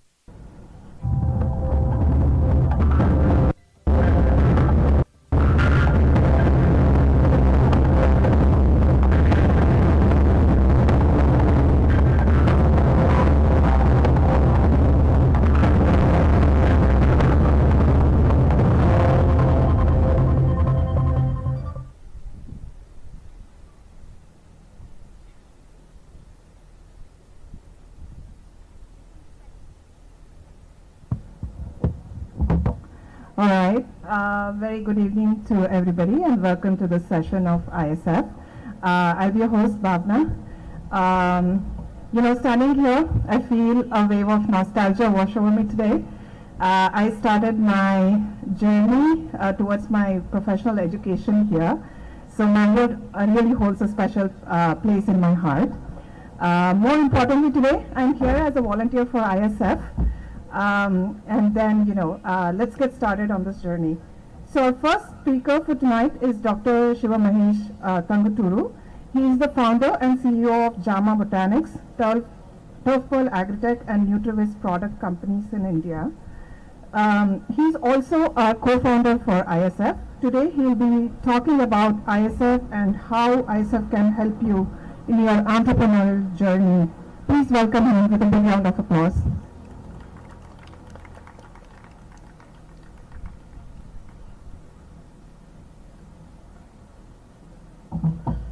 Hello everyone. Hi. So I can see a lot of Mangalurian startups here. And I've heard a lot about Mangalurian startups. They are very passionate and successful startups of this place. So I would like to extend about our International Startup Foundation, how it can help the local Mangalurian startups and elsewhere startups as well. So there is a small story about our organization to tell about. So we started 1.5 years back, about 18 months back, and we ourselves is a startup. And we started as an India Startup Foundation, where we have done India Startup Festivals in Bangalore. Well, we started, as I said, 18 months before. Approximately 1,000 startups has registered with us, and top startups came out of it, and then they benefited out of our organization. And later after that, could you roll out the slides, please?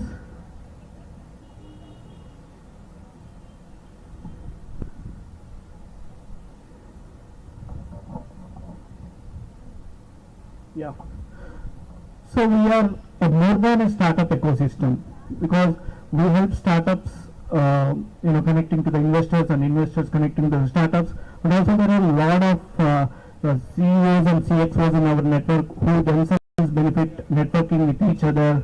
So and also, more than the startups, what we feel is this kind of mentality of an entrepreneurship should develop at the school level. So we encourage students at the age of 10, and then we bring up their ideas and make them pitch in front of the big CEOs across the world, and then make them an entrepreneurs at the age of school level.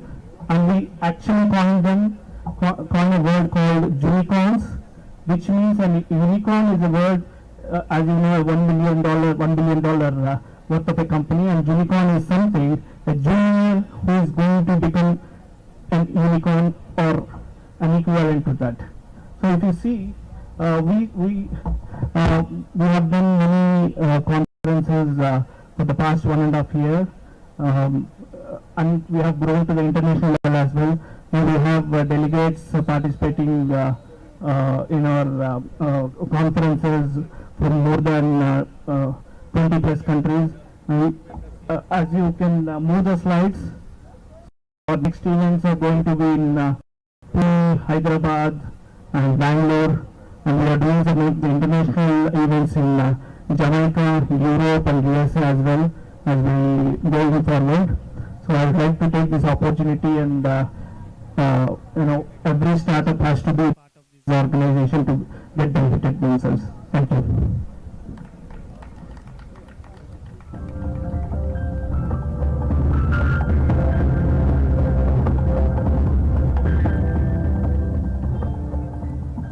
Thank you, Mahesh, for the introduction of ISF. Our first keynote speaker for tonight is Mr. Pradeep Rao, who currently serves as the Director and Chief Architect at Kindle Security and Resiliency Wing Center of Competency.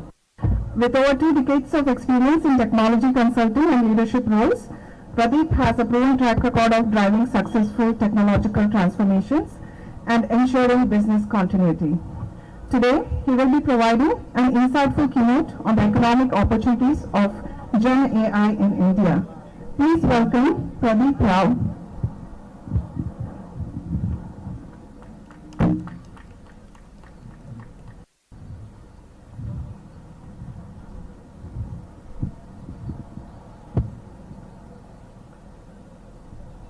Hi, good afternoon, Mangaluru.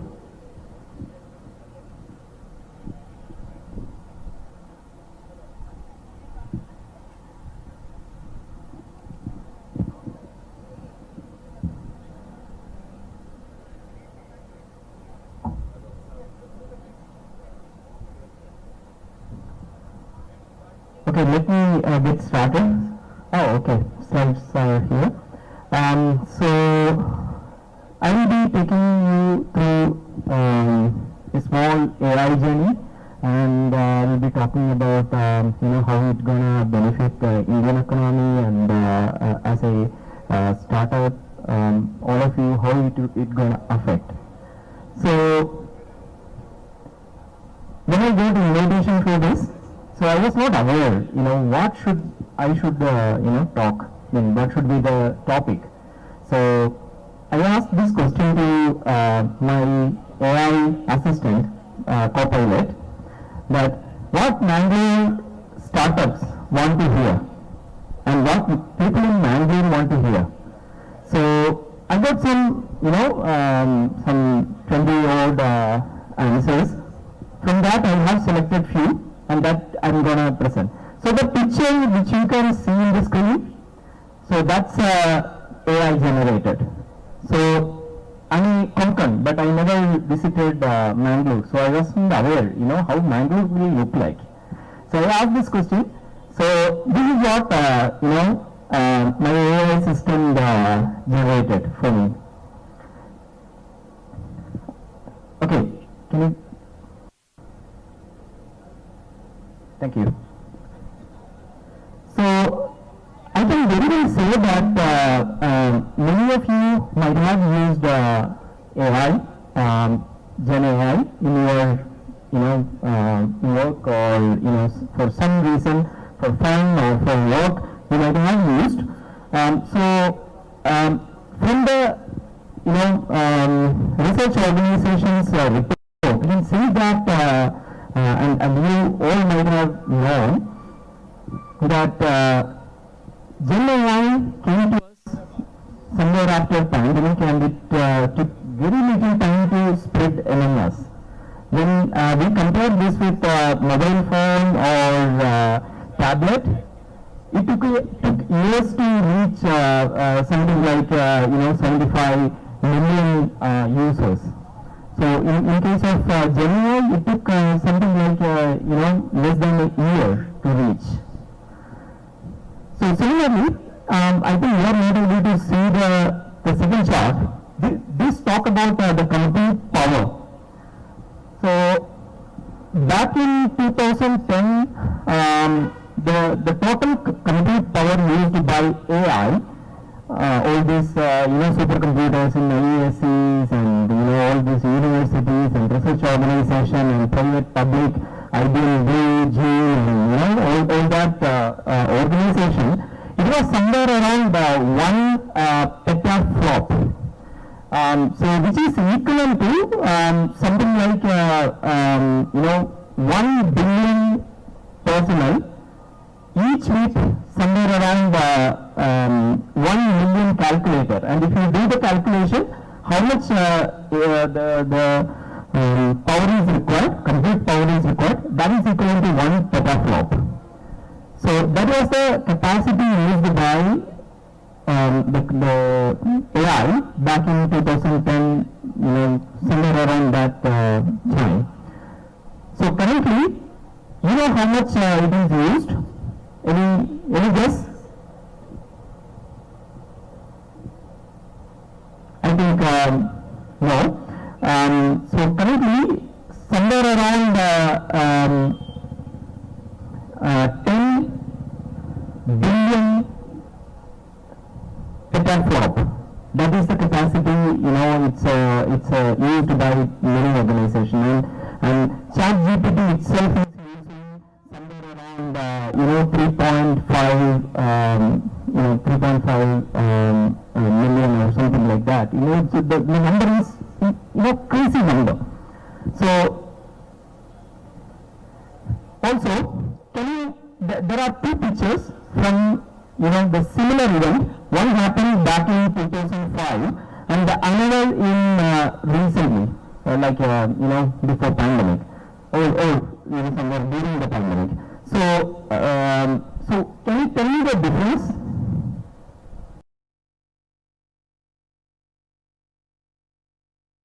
So,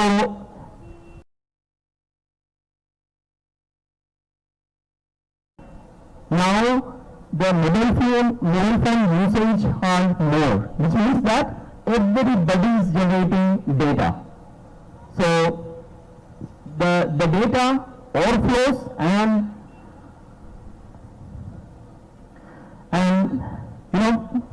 this need to be stored, somebody is processing this data and generating something else, etc. So let's park that there. And there is one more question which we were trying to address. In our organization, we were trying to find out how this AI is affecting us. So we have asked the two developers to write a JavaScript using AI and without using AI. So with taking the help of AI and without taking the help of AI. So can you tell me, I believe, you might have, some of you might have programming background. So how much time it takes for writing a JavaScript without AI? I think it's there in the screen. So the developer took somewhere around 2 hours 41 minutes to create that or write that code. At the same time, the person with AI assistant did that in 1 hour 11 minutes. So now you can understand how it reduced the time by 60% or more than 50%. So that's the productivity gain from the AI assistant. So and I can say that there are many study and some of the studies says that 70% of developers are using AI. Somebody says that 92 and somebody says 80. So in either case, it's the number is very high. Okay, let's park that as well. So what all mean? Data is increasing, and algorithm like GPT and GPT 3.5, 4 and GPT-4 Turbo is ruling the world now. And the compute capacity is increasing and the productivity is increasing. So what that mean to all of us? It means it was earlier creative, cognitive and mechanical, which means that sorry.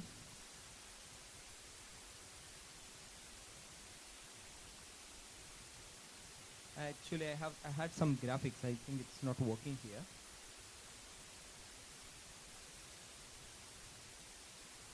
Can you go to the previous slide?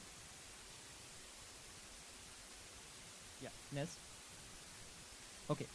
So it was creative, cognitive and mechanical. So which also means that earlier building a robots were much easier than doing some creative tasks. However, right now it's reverse. Now it's easy to train the ALM to talk like me, or create a picture, or talk like our Prime Minister Modi. It's easy. If you are able to train the LLM, and then you can generate whatever we want. At the same time, building a robot is still difficult task. So or doing mechanical things are more difficult. So let me come to the point. How it gonna affect it. All this data gonna affect us. So I can see that from various study that Indian economy will get benefited. So the recent study from E&Y say that Indian economy gonna go help by 1.2 trillion by 2030, which means that somewhere around 5.9 to 7.2% of GDP will be from Gen AI services, which also means that the startup need to adapt this. And similarly, there are various pointers which also says that 80% of enterprises will use Gen AI. That's Gartner says that. And similarly, PwC say that PwC India recent survey say that 50% of enterprises already on it. And we are adding somewhere around 100 startups every day. And from Mahesh, I heard that the number is much more now. and it's reached some 170,000. That's a number I heard. So let me quickly move on. So last 1 year, so we heard about Gen AI. Gen AI was there, with us like 3-4 years.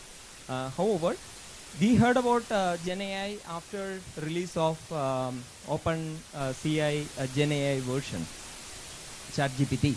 So what happened after ChatGPT?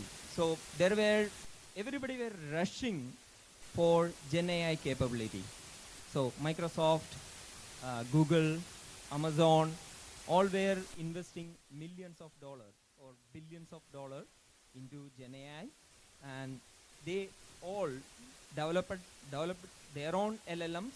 And in India also there are a lot of startups came up with LLMs, and some of them are getting integrated with Microsoft. Can you move to the next slide? So I have 3 simple tips for all of you here who own startup, who are currently studying, and who owns enterprises. So the first is learn, unlearn, and build. So whatever you have learned earlier, probably you need to unlearn and learn new things. That's what you can see from the previous chart. In 1 year, there were so many changes in the ecosystem. So from cloud to security to zero trust, it directly jumped into AI technologies. Now AI technologies are ruling everywhere. And second is unlock productivity. So wherever, whatever you do, you need to integrate your work with AI, and you need to utilize these AI technologies. And third is, wherever you work, you need to build your own capability, especially for startups. You need to build your own chatbots. You need to use these existing LLMs and train your stuff so that it could be used in your whatever, mobile app or websites or e-commerce, whatever you do, you could get benefit out of it. Can you move to the next slide? So it's my last slide. So what is the 3 key message for startups? So my key messages are, one is AI is the most exciting market, and it will rule the world in next few years. So if you are not adapting it, you may be out of the game. Second is AI is very real. It's not a hype. So I don't need to explain this to you. So we are using AI, many of us using AI, and many of the organizations are using AI, and many of the organizations are training resources. Recently, Microsoft announced that they will be training 1 million students in India. And third is, you need to be unstoppable, which means that you need to think creatively, and you need to develop product with the creativity. Can you go to the next slide? Yeah, it's my last slide. So I have a QR code. So if someone want to connect with me, can scan, and we can have offline chat whenever required. Thank you.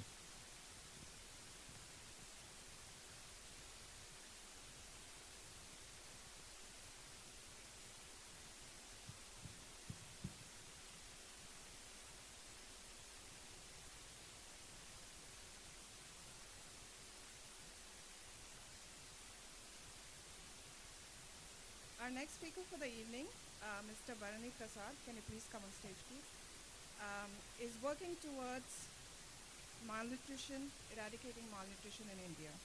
He is an MBA graduate from Sri Sathya Sai Institute of Higher Learning. He is a passionate advocate for improving child health and nutrition in rural communities. He is also a director of Si8, which is an affordable, which builds nutritional products accessible to rural communities. Today in his keynote, he will talk about how his company is tackling malnutrition in India, leaving a lasting impact on people's life. Please welcome Mr. Bharani Prasad.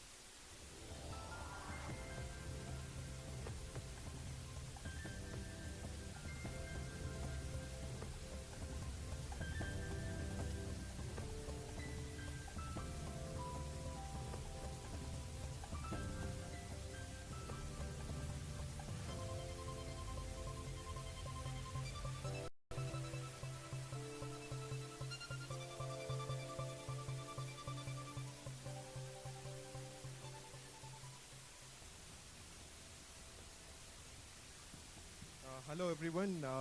Firstly, I would like to draw attention of all the colleges here who have been doing some amazing stuff there.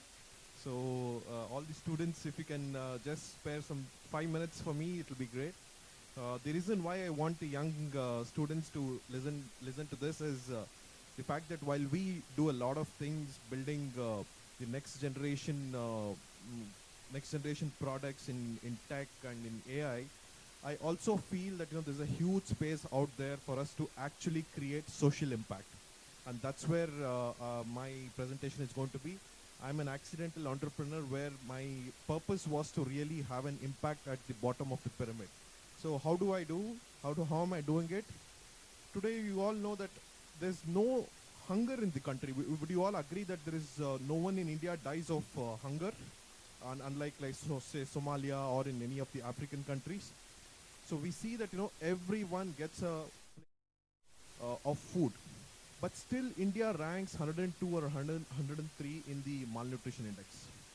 What does this mean to us? It just means that we are not having a nutritious diet. While what exactly constitutes a nutritious diet?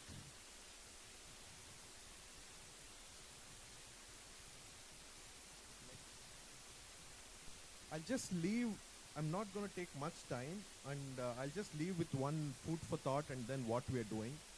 See, these are some 40 essential nutrients a body needs. While everyone gets to eat the food of their choice, in Mangalore I think it's fish and other local cuisine, but do you think the food that you're eating, you're getting all of these 40 nutrients? Chances are that you might not be getting it.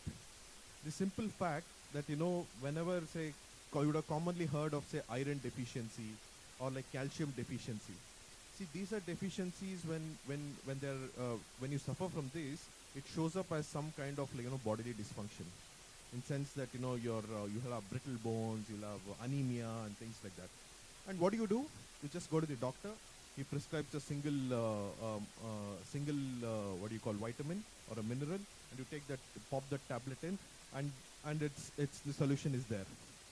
But have you ever come across someone who has had like sodium deficiency, or like a potassium deficiency, magnesium deficiency? So these are deficiencies you would have rarely come across, especially magnesium. But these are very, very important for your body. If you don't receive these in good quantities, there are high chances that you won't have the normal growth, especially for smaller children. So what we are trying to do with this company is to build products, especially for the bottom of the pyramid, to ensure that they have nutritious diet and nutritious meals as a part of their everyday life. And how are we doing it? So typically at the bottom of the pyramid, there are about 240 million children who just depend on what the government gives. But the top of the pyramid, if you look at multi-nutrient supplements that are there, you have all the Ensure, Pediasure, Horlicks, and all of these big brands. But as you go down, do you think a bottom of the pyramid person can afford an Ensure or a Pediasure or even a good quality nutrition supplements? No. The only thing that they have is Horlicks and Boost, which are like more like taste enhancers. So what we have tried to do is take the Ensure and Pediasure of the world to the bottom of the pyramid. Next, next, next, next, next. So these are our products that what we have built.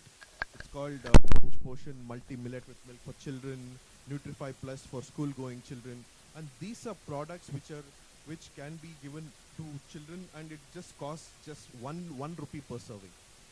1 rupee per serving. So we are on a mission to make these kind of products available to the masses. Next. Next. These are our affordable range. Next. Next. And this is what we have done.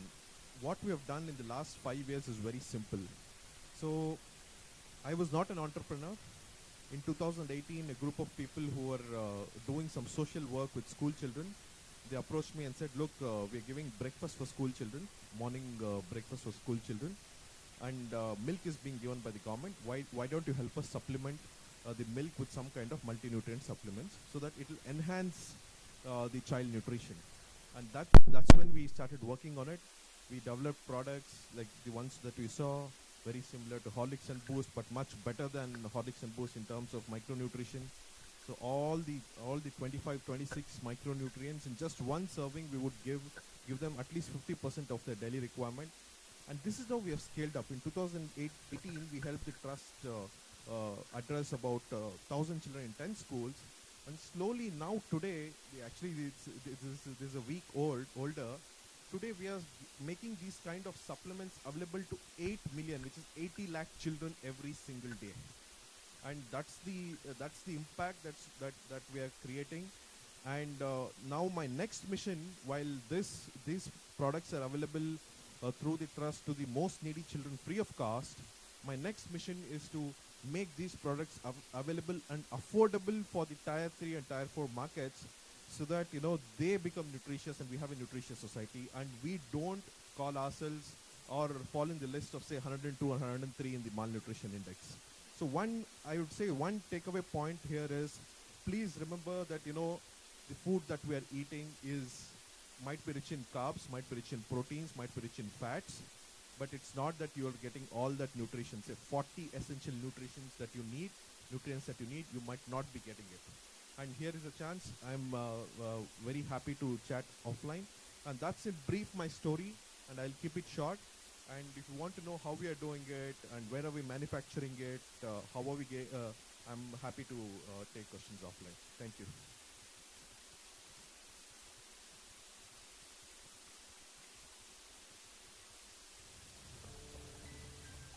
Thank you so much, Barney Prasad.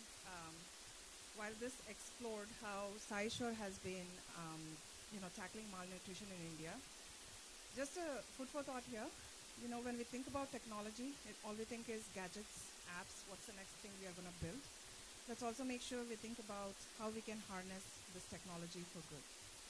So with that, we are going to move to the panel discussion now. So it's going to be a much more interactive session. So what I'd like to do is invite everybody to move a little bit forward, because we want to be able to ask questions. And if there are no questions, not much for the panel to do here. So please, please move forward, especially in the stalls. Please come over. For our panel session, let me invite to stage Mr. Dinanath Harpanahalli.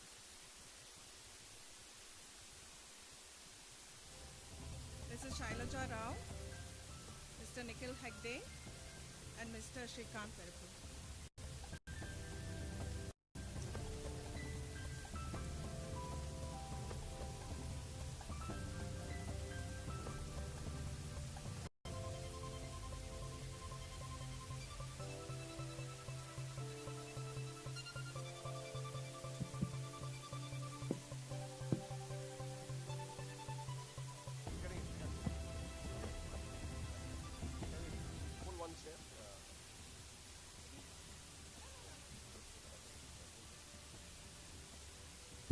All right.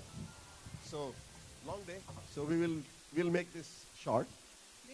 Let me quickly introduce the people on the panel, please. So Dina is going to be leading our panel today.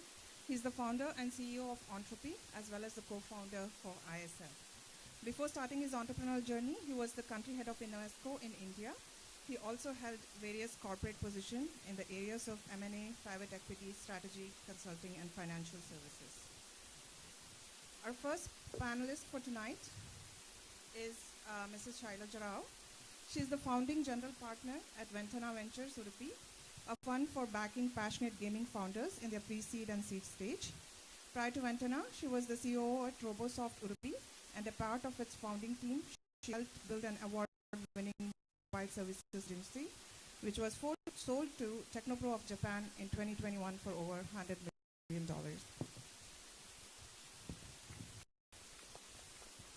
Our next panelist is Mr. Shrikant Peppu.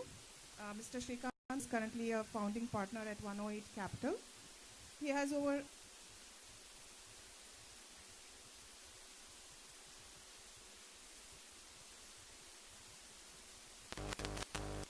invested in US and Indian companies with multiple successful exits.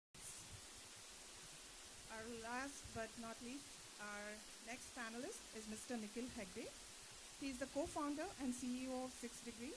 In 2015, he co-founded 6 Degree with a vision to provide a highly scalable platform for fashion and lifestyle industry. Today, they have more than 15,000 industry professionals on their platform. They also have a suite of technology products like Honeycomb, through which they empower fashion and lifestyle businesses to digitize, scale, and grow online. Please give them a warm round of applause, please. Thank you. And again, please, can you, people by the stalls, if you can move a bit front, that would be very helpful. Yeah. Thank you, Mona. All right. So, guys, you can move forward, stay backward, it doesn't matter. We actually want to have a very interactive. So, let's summarize the stage here. Where Shailaja?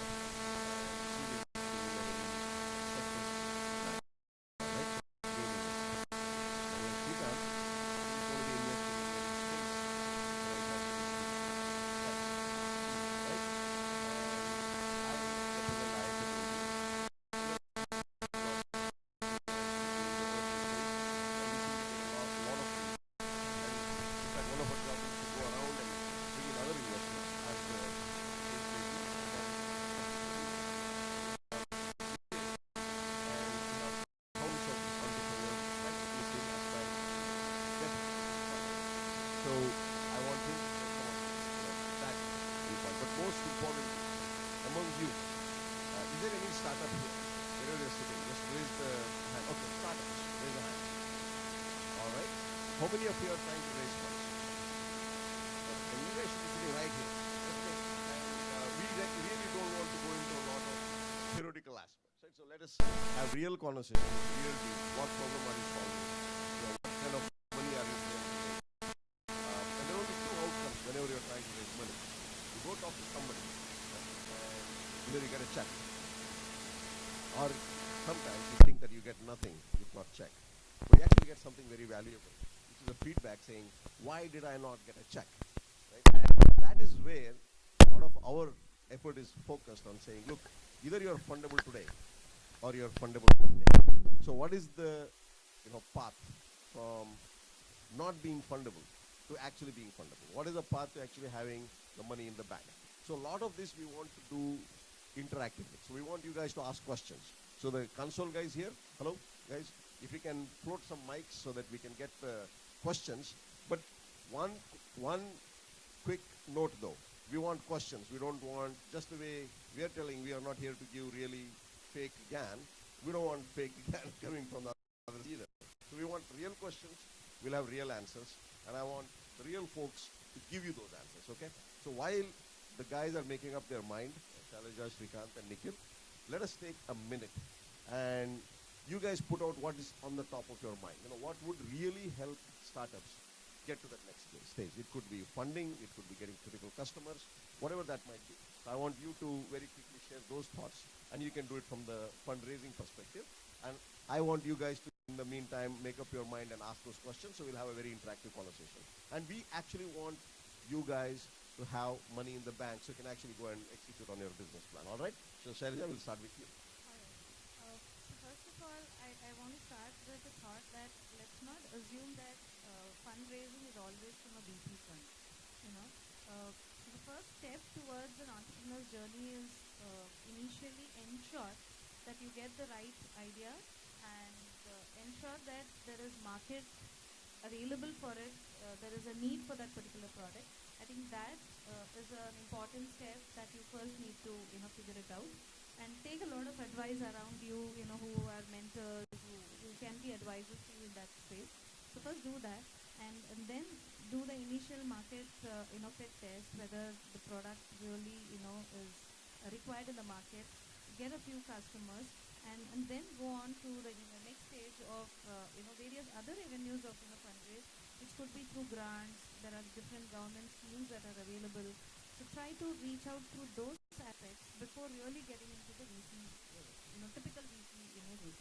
That would be my first advice to any founder who's starting their journey, because it's too early for you to just move to a VC and say, you know what, I need funds. So that would be my starting advice. So go around, talk more and more. Thanks. So Anand, I think just to add to what Shailaja said, and to, contrary to probably what you think I am going to say, I would say the best way to grow, scale your startup is bootstrap it, right?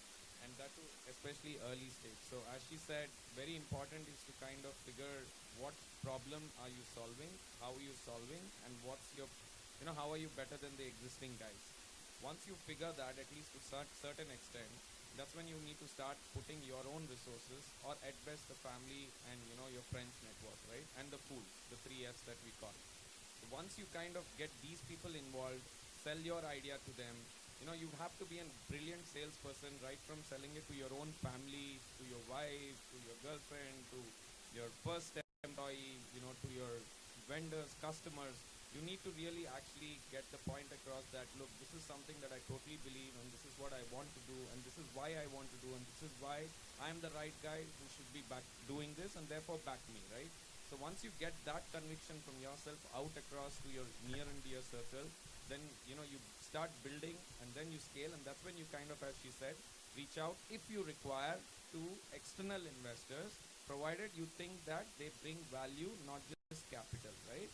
So I'll pause there because I was just taking, a step ahead from where she left, and we'll see how we can take it forward. Great, thank you, Shrikant. And Nikhil, you talk about, now you raised several rounds of investment. So what did you learn from that in a sentence or two? More importantly, I have one more question for you, taking the cue from Shrikant, saying you're always selling if you're an entrepreneur. I'm an entrepreneur, I'm selling. So how many of you are investing in startups? Show of hands. Very good. You guys should talk to me. I have some business cards, I'll give them to you. And we have some deals to make. So seriously, I think there is a great opportunity in this country, whether you're an investor or an entrepreneur or a mentor.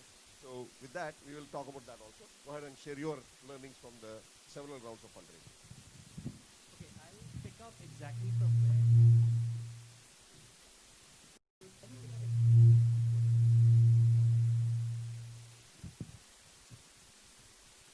Okay, this is better, yeah. So let me pick up from where the conversation was led, right? So you first bootstrap, you start raising money from your friends, from your network, and you have an idea that is now sellable, right? You have a minimum viable product, you have something that's out there to sell. When you approach your first investor, remember it's not always about money, right? Investors add a lot more value beyond money. So it's money, mentoring, and market access. These are the 3 things you should look for in every investor you find, right? And believe me, investors are more than happy to help with the other 2 as well. Right? That's one.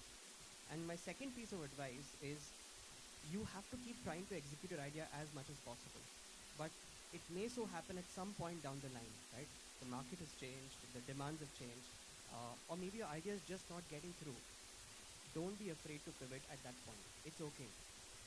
Personally, we have pivoted once, right? And our pivot actually did much better than what our original business idea was. Right, so these 2 things are probably 2 things you can think about as and when you build your startup. Thank you. Let's do this. Okay, so you guys got your mic? Okay, so console guys, excuse me. I think we need some help to distribute the mic within the crowd. So keep the question short, to the point, and how is it that we can help you in the limited time that we have? We have a few minutes. Okay. So I don't agree with all the things that you have said. Like some things can be applied for something, so that learning needs to be learned, right? Like I can't just blindly follow the method. What's your question? So my question is, so if investor or VC is involved, so will there be a neutral judgment, or it is like I have to consider opinion? Look, is there a more opinion that I can have for that judgment? Question is not very clear to me, but if it is to any of you, please take a shot. Yeah. I think you're saying if an investor is suggesting something, do you necessarily have to implement it, or you can say no? You can absolutely say no. Very well, you can say no. In fact, on every board that I am, I expect the entrepreneur, founder to actually call the shots. We are there to probably share, the scars that we had, our experiences, our learning, and we totally believe in giving a free hand. All that we do is probably bring in certain capital, certain checks and balances, certain processes, certain SOPs, and of course share, the do's and don'ts. But ultimately, you will have to take what is best for the company, for the stakeholders. So that said, when there are certain leading, lagging indicators that we see, we will, as investors or on the board, would share with you what is right for you at that point in time to do. And as founders should obviously kind of pay attention to that. But in a nutshell, if I have to just answer, there's nothing like you have to do it. I won't get into the technicalities of investors having veto rights and all of that. That will obviously be there. But in general, every investor would want the founder to kind of, go ahead and, what should I say, execute the, plan as long as it's broadly in the framework that was agreed during the process. So it's more of value add, I would say. So you should look at it that way, as a positive value add and a feedback. You have something to say on Saranja? But before you start, I also want the next person who's going to ask a question, just raise your hand, get your mic. So go ahead. Yeah, so just to add to what Srikanth just mentioned, absolutely he's right. Additionally, I think finding the right investor who can help you also.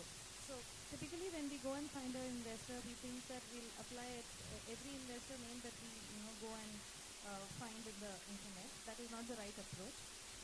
Check what space you are operating in, what kind of business you are trying to build. Find an investor who possibly is investing in that space and will help you. That is a better approach. And every investor, like he said, is always there to help you, not to really run your business. Ultimately, the business is yours. They are here only to guide you, help you grow that business. Because there's money also at stake there. So he'll never do anything detrimental to your business. Absolutely. So who is next to the question? Yeah, hello. Okay, hold on for one. Yes, I'll take a question. But one thing, I think, I spent enough time in the corporate world. Then I transitioned to the entrepreneurial world.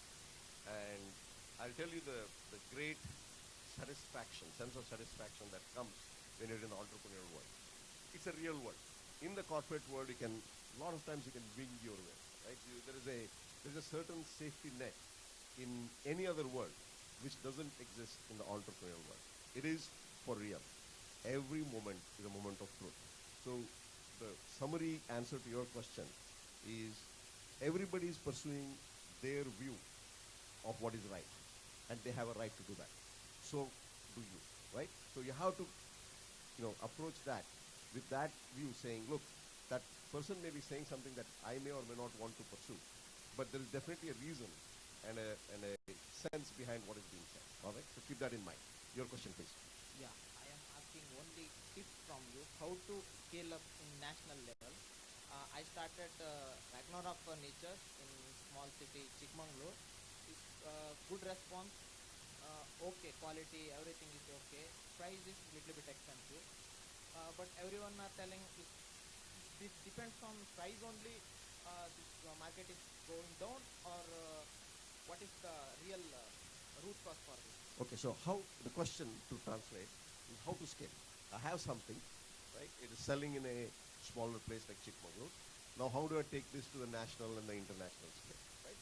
So, you want to start, Shalini?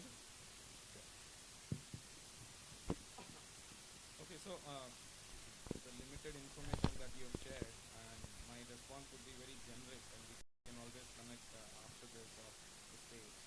But very important, and I think earlier in the conversation you said, is to really kind of identify your target market and the product market fit. If you think you've done that, which is let's say this market, other similar markets could probably be the first ideal destination shore for you, right? Instead of going for very different markets, right? That's one.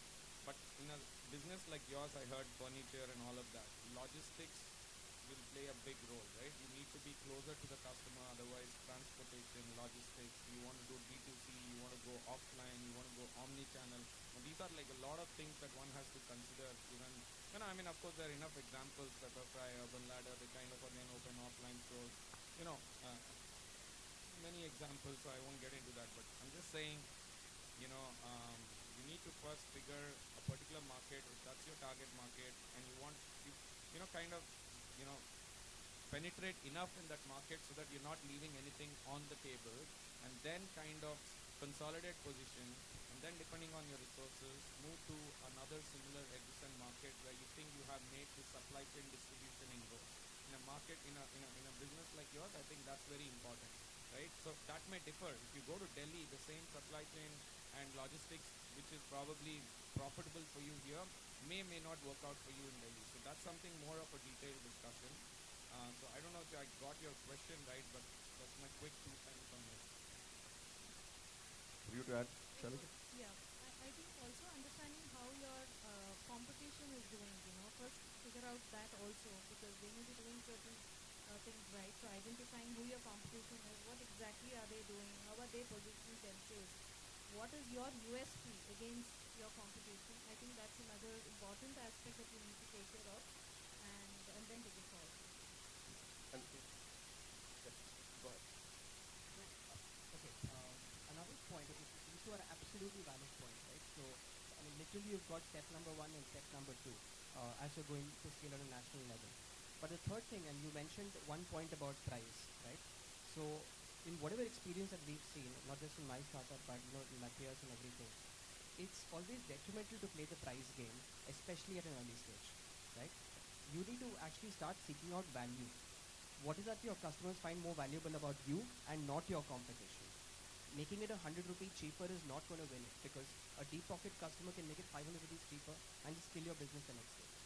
So go after value, and as they rightly said, go after adjacent markets and go after what your competition is. Great. So to add my bit to this, right? I think it's a Y Combinator line, and they have a line saying, make something that people want to buy. First of all, if you have a product, does it really have a market? Are you making something that you like making, or are you making something that people want to buy? Number 1 question. And number 2, that defines the product. The market, there is something called a scalable customer. It's not just about a scalable product. So how do you actually find that scalable customer? There are many people where, people declared this art of manufacturing, making, craftsmanship as a dead thing in Western market, in US. But there are those people who are running $1 million plus enterprises as a single man, single woman creator companies. And they started out making something and selling. Now they make more money by making content that shows how they make that. These are YouTubers who make more money showing how they make it rather than making it and selling it. So there is always a pivot that is available to you. There is always an angle that is available to you to scale. You just have to figure it out. You just have to believe that, look, there is a way to scale this. Anything can be scaled. Right? So that's my bit on that. Any other questions from anybody else? Okay. And that has, after that, let's put the hand out. How many questions are there? So 1, 2, 3. Those are the 3 questions we're taking, and we're wrapping this up. Right? Where is the 4th one? So hands up, please, again. We did 1. There is hand. The questions we're going to ask. 2. Where's the 3rd one? Okay. You already asked. You don't get a second chance. Okay. What is the third? Where's the 3rd hand that I'm missing? There's a lady at the back. Maybe this camera is hiding that. Okay. All right. So 4. Huh? So you guys know who they are. So those are the 4 questions we're going to take. Make it quick. And we will make it quick from our side, and we'll lead it to the next panel coming up. All right? Go ahead, please. Sure. Yeah. You were just mentioning about the scalability of a startup. Like you need to stick together and like find a way to scale your startup.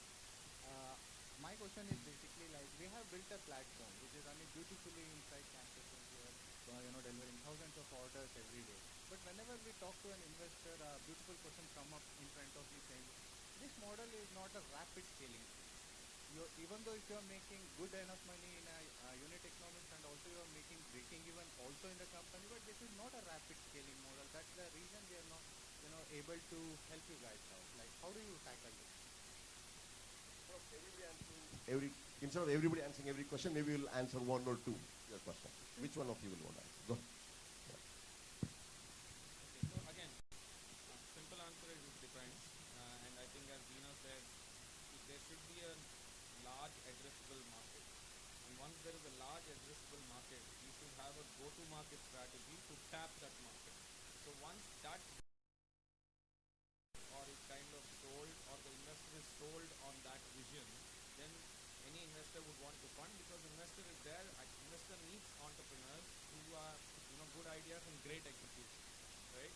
So if you can actually convince that particular investor, whoever, that look, this is the market and this is my plan and this is what I've done in the past, this is how I can scale with your capital and other help, then why not? I don't see a problem. As long as you or the investor doesn't believe the market is large enough, or your product is not ready to cater to the market, or there is an issue with the strategy, or he thinks the competition is ahead, whatever, right?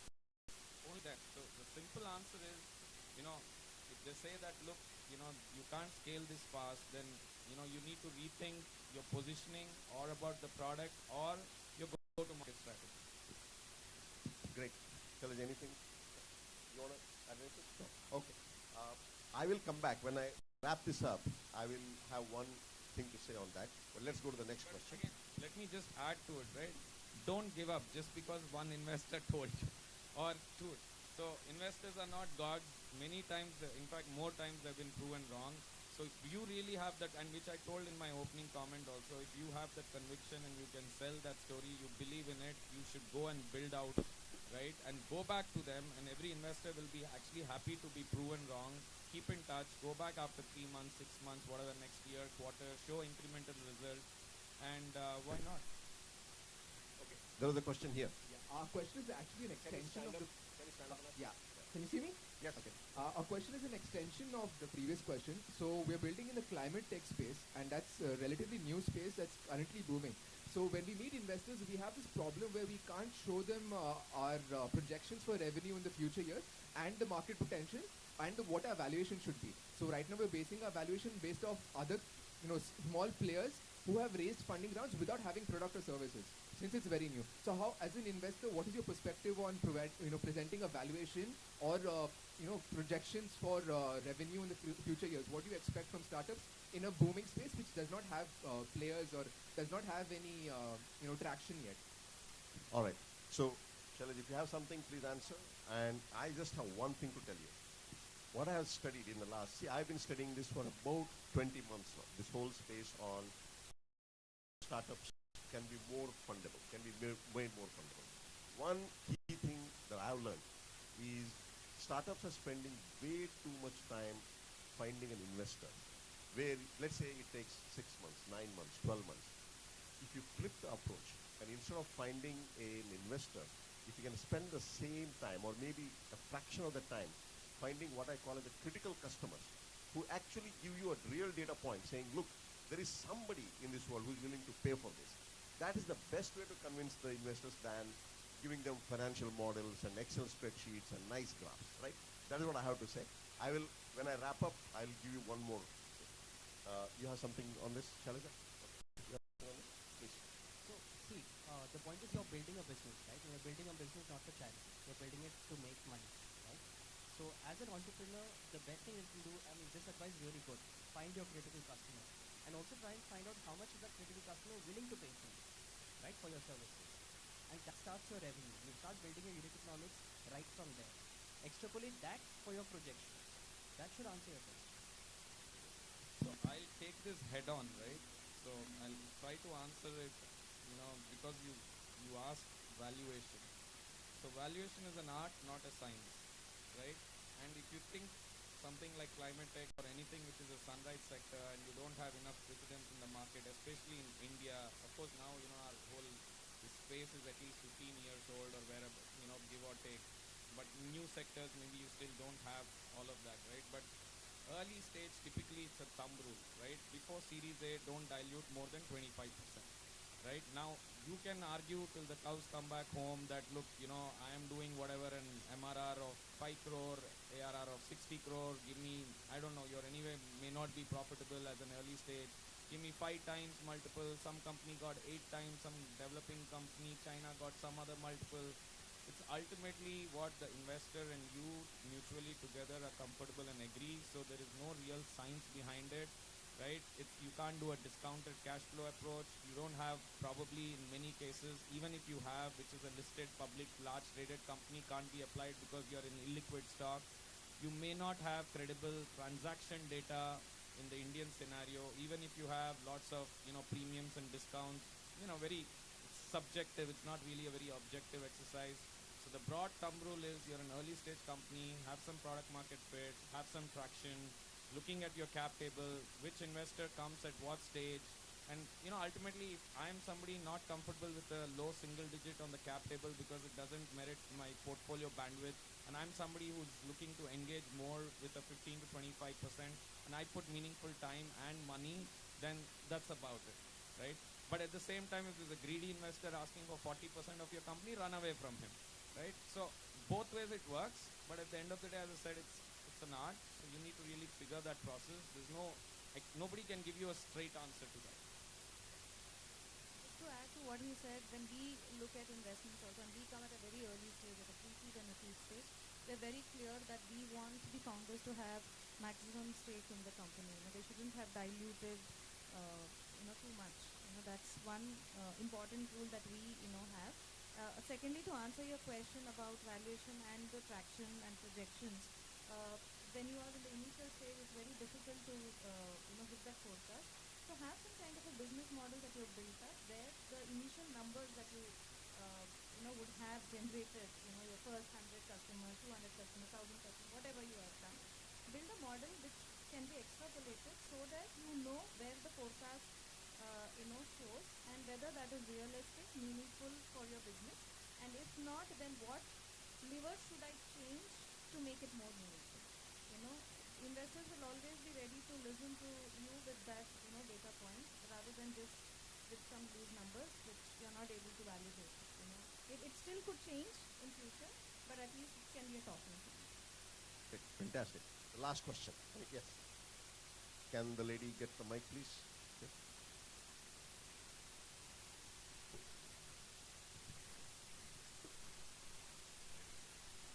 So my question is, what criteria do you consider while funding a pre-revenue startup? Good. That's a very generic question, but we'll nevertheless answer that.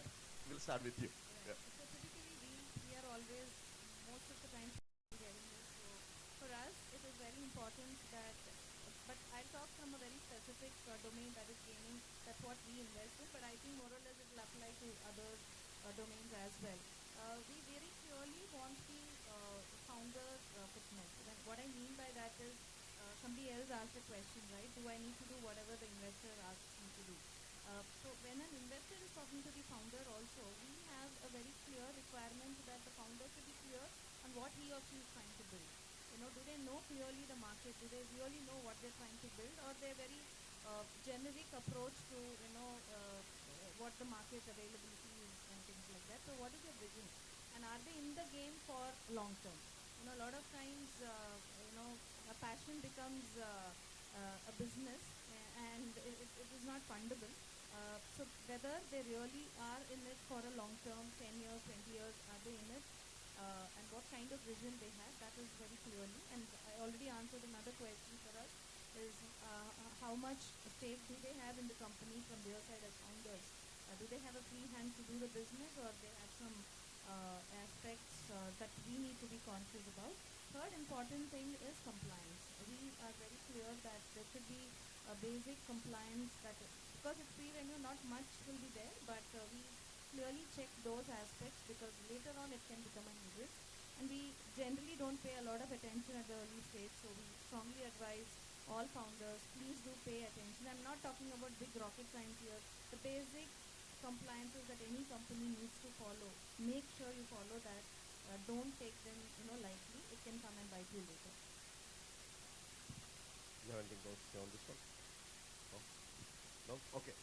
I heard that there's one last question. So the real last question. Yes, please. Who is that? Can you please put the hand up so that the mic person knows? Okay. Hi, Anand. Thanks for the opportunity. So my name is Pratin Shetty. I'm representing Stockflow. So we are a SaaS product company. We provide software services for businesses. So we are completely bootstrap business as of now. We are way past our MVP stage, and we currently started sales like 2 months back. And currently we are breaking in. So my question, I have a couple of questions. My question is it the right time to... One question, please. Yeah. Is it right time to take the investment? Shrikant, you want to take that? Because if I add, we can go forward with this. And Before Shrikant answers that question, I have a question for you. Sure. Do you need the money? We are in a dilemma that we want to scale on a higher level. And at the same time, without taking investment, we can go as for adding customers. Okay. So I have one, I told you, right, in the last 20 months, I probably have personally, been through these digitally, physically, etc. I have one input to share. When there is a question, start with a yes or a no. Do you need the money? Is it a dilemma? The answer is yes. Because just because you say yes, the person is not going to give you the money. Right? At least you find out, when it becomes, a real need for you, right? Is that? Go ahead, Anand. Yeah, so actually I don't have much to add to that, but simply put, investors will only put if they think, there is a need for the money. If the money is going to be lying in your bank account, might as well be lying in my bank account. So unless we are convinced that this money that you're taking can, you can scale it to the next level, and that's when, there will be an investment. Very quickly also, I think there were 2-3 of these questions, and I think, although you guys, most of you must be knowing, so if you're going to a growth stage investor looking for early stage, that's a misfit. If you're going to an early stage guy for a growth stage opportunity, it's a misfit. So investors have a certain theme for investing because that's what they probably raise their money from their LPs, right? So it's important to kind of understand, at what stage you are, the requirement of funds, and, the value add that the investor can bring mutually, and then probably, it would happen. Great. All right. So now we're wrapping up. There's 2 things to do from my side. Nikhil, will start with you. Even though some of you guys have, in fact, all of these 3 have Mangaluru connection. Okay. I don't, but I think I'll come here often, right? So this guy probably hasn't come here often, maybe. So we'll start with all these guys. Wrap up in 1 or 2 sentences. You're here at this event. You heard the question. What is the last thing you want to say? One very important thing, especially for early stage founders, maybe applies to your question also. Do you really need to take investment when you're just starting up, bootstrap, you're breaking even, starting to make money? Raising investment is also giving away a part of your company, right? So you need to ask yourself really that important question that, do I need investment today, or can I continue running this profitably for a while before realizing, okay, I want to scale 10x or 5x and then bring investment? Think about these things as early stage companies. That's what I have to add. What's your closing statement on the event? It is very, very nicely organized. It's lovely to see so many of young companies come here. And my only advice to all these young companies is just dream big and book that is lost. Very good. Your closing statement? I had a fantastic time. I only hope they invite me next year also.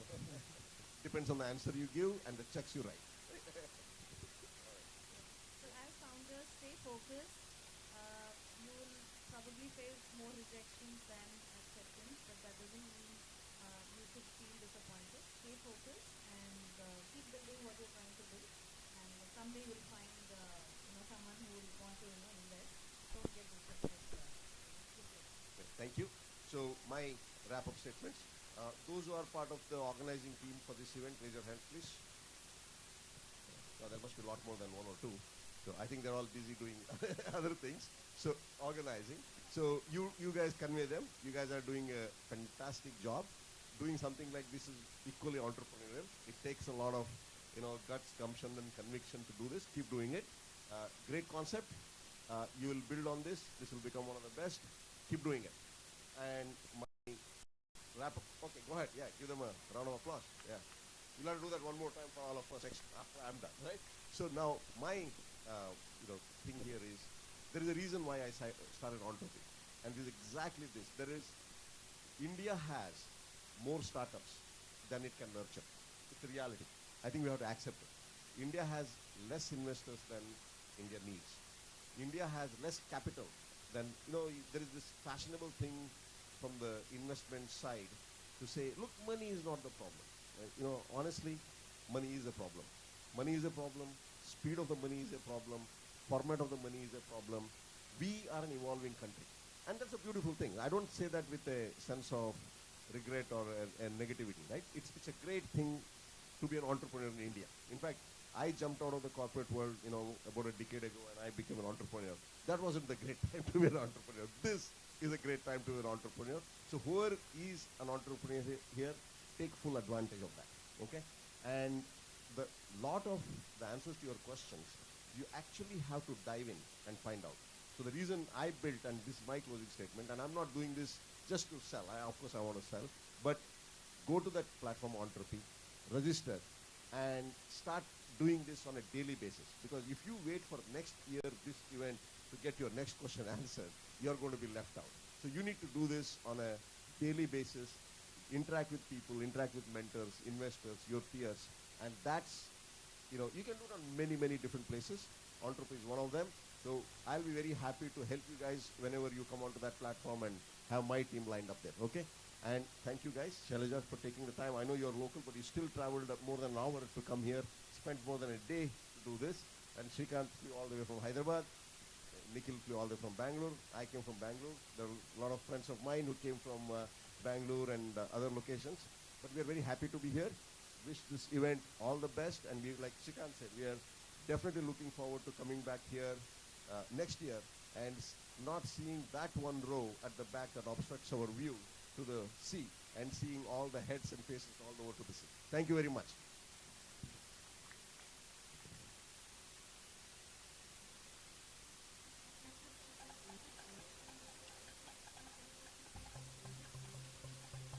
Thank you to all the panelists for such an insightful. A short announcement. Team Music Book has organized a lucky draw, and the winner will get an attractive gift hamper tonight. So drop in your name and contact number in the box at the entrance, which is on the left-hand side of the stage. Please don't miss out this chance. And also, Team Music Book will be performing a live band after the next session, which is our last session for the evening. So requesting you all to stay back and enjoy. We also have 2 food counters right there. Requesting you to enjoy the food that's been served as well.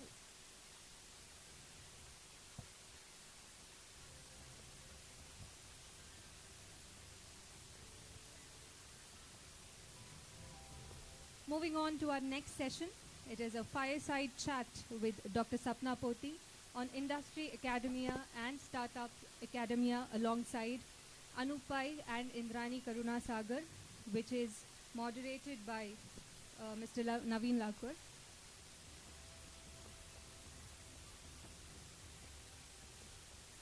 Ladies and gentlemen, distinguished guests and lovers of inspiration, welcome to our fireside chat by the beach. Tonight, we have the pleasure of gathering under the starlight sky with the soothing sounds of the waves as our backdrop for an evening of thought-provoking conversation during the fireside chat on Industry, Academia and Startups Academia. Tonight, as we come together on this picturesque Tanir Bavi beach, let us embrace the spirit of collaboration exploration, and discovery. Thank you for joining us for this fireside chat on industry, academia, and startup academia. May our conversations tonight be as invigorating as the ocean breeze and as enlightening as the stars above. Ladies and gentlemen, it is with great honor and privilege that we welcome our panelists for today. I request Dr. Sapna Poti, Mr. Anup Pai, Dr. Indrani Karunasagar, and the moderator of this session, Mr. Naveen Lakur, to please come on to the dais.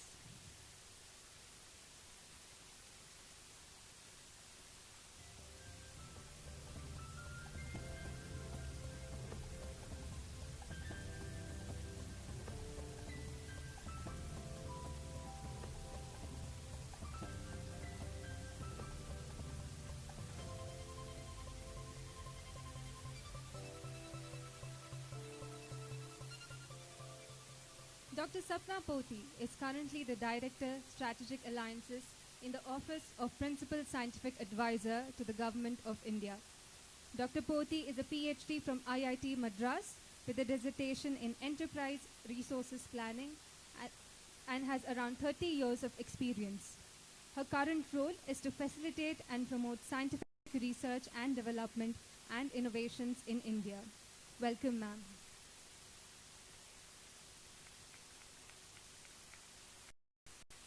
Mr. Anup Pai is the founder of eSamudai. Anup is building eSamudai, which is a decentralized digital community network for local sustainable living. Building eSamudai is a 1-to-0 journey which enabled him to navigate the increasing rate of change, which he terms hyper-change.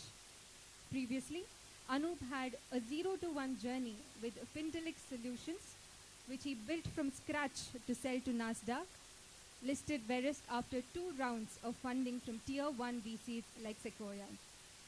eSamudai is actively engaged in building a network of digital districts interconnected on India's national digital public infrastructure. Within each district, a nest is created which combines community commerce, community finance, and community media. Nest integrates people into a network of cooperatively operated local digital businesses. Recognizing climate change as the greatest challenge of our times, eSamudai has configured Nest to prioritize local action while fostering global cooperation for sustainability. Welcome, sir.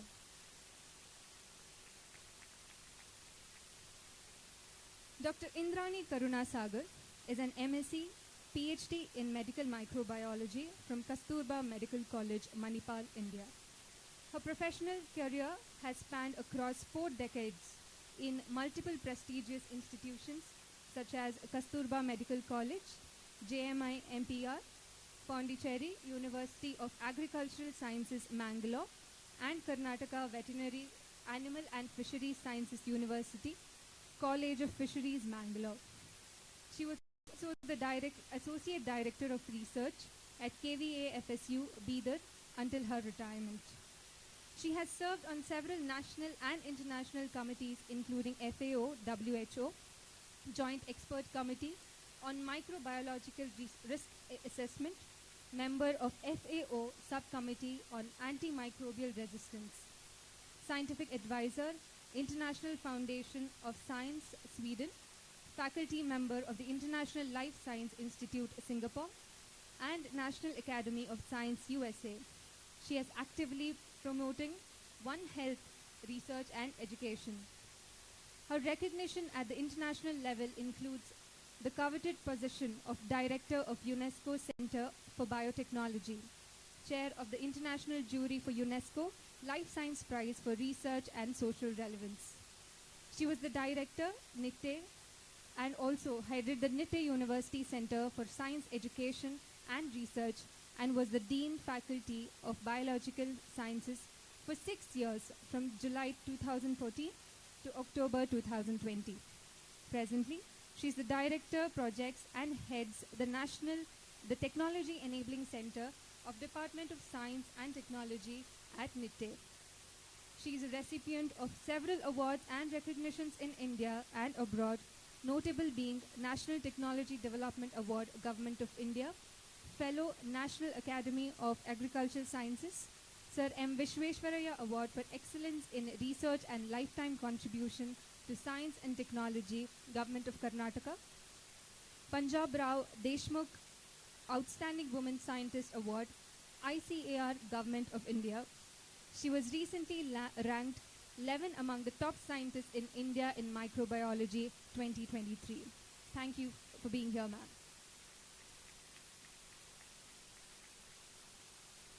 Moderating this session is Mr. Naveen Lakur. Mr. Naveen Lakur is the founder and chief innovation coach at Institute of Inspiring Innovation. Corporate divisions such as Dell R&D, Mercedes-Benz Research and Development, Standard Chartered Bank, TCS Healthcare, Fujifilm Sercor, Crimson Logic have utilized his training programs to nurture their human capital with innovation competencies. Naveen Lakur is a serious entrepreneur turned innovation coach. Naveen loves to inspire enterprises and entrepreneurs to innovate and guide them to grow in the right direction. In his professional career, spanning 25 plus years in the industry worldwide, he has co-founded several innovative companies. He has also been a catalyst for 250 plus ideas to have become commercial realities. He's passionate about sharing his practical knowledge of building companies and nurturing ideas. He brings to the table his personal experience of a unique combination of systemic innovation, a structured and scalable approach, and tactical innovation, a frugal and flexible approach. Besides his active engagement in the industry, he indulges in writing books with international recognition, and he loves telling business stories. Sir, we're glad to have you here. I kindly request you to come into the session.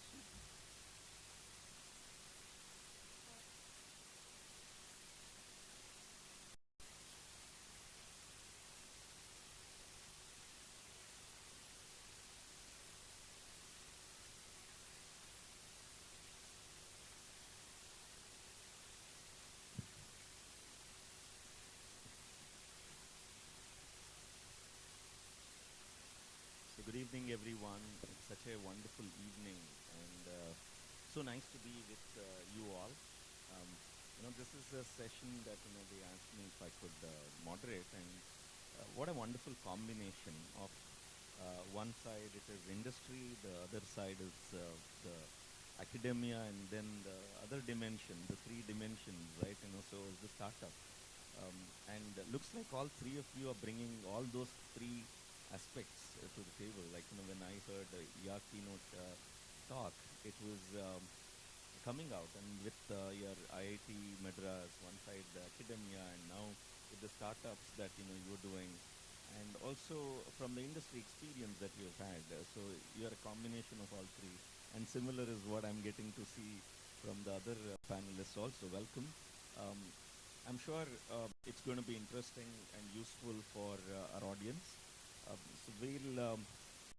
This was the synergy that we wanted to bring, and we were looking at curating some questions while asking the audience. At the same time, this was done even before the session. So I have few of them for all of us, and are you game? So yes. Wonderful. So here, the very first one, interesting one, it is between synergy or silos. Okay, the theme is it synergy or silos?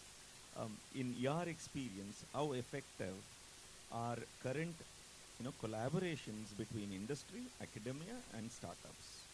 What are the biggest challenges faced, and how can we foster greater synergy?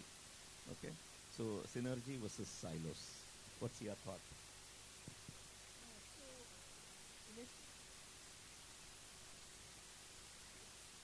Hello. Yeah. Initially, earlier days, I think the industries and academia and startups used to have their own silos. But now it's more and more industries are also coming forward, looking for startups. We also included from the Office of the Scientific Advisor 2 clauses in the CSR. One is to fund research, which is aligned to Sustainable Development Goals, and the other is to incubate any startup. So these clauses also help the CSR funding to reach the startups and academia. So that is the other reason why they're all wanting to work on some of the Sustainable Development Goal areas, like water, waste management, renewable energy, etc. So there's a lot more synergy now. However, as you mentioned, what are the challenges? There are quite a few challenges. One is the pace at which people are going. So industry goes at a different pace. Startup is able to match that pace in some ways. Academia surely is not able to go on that pace because they have their regular jobs of teaching along with research. So they're not only doing one or the other. And hence they are not, and they are also technologically, interested in cracking bigger and bigger technology problems. So they are not interested in the mundane stuff. So they are always seeking something very challenging and so on. So they are in a different world altogether. And I think Manthan itself as a platform is actually promoting that synergy, right? So bringing the ecosystem players together. And one of the books that I've authored is by name Inseparable Twins. Like they are two sides of the same coin. To me, I see the synergy and the silos are like the two sides of the same coin. They coexist. In fact, in the previous panel discussion, we saw that some investor are focused on the specific areas of investment in the gaming, right? So it is in silos in a way, but there is synergy. So they are like two sides of the same coin, and you are focused on developing a platform which will bring everybody together and optimize the efforts. And I'm sure she's spending more time on the academia side, right? So but then you want to connect with the industry and also want to see how startups are benefiting. And Nitte is one of those institutions where, incidentally, I was a super mentor for Atal Incubation Center Nitte.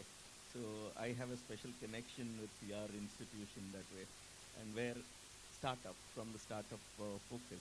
So what's your approach? Do you think it is in silos or is it synergy? And what are the challenges that you think should be addressed? Thank you. Yes, it's $1 million question.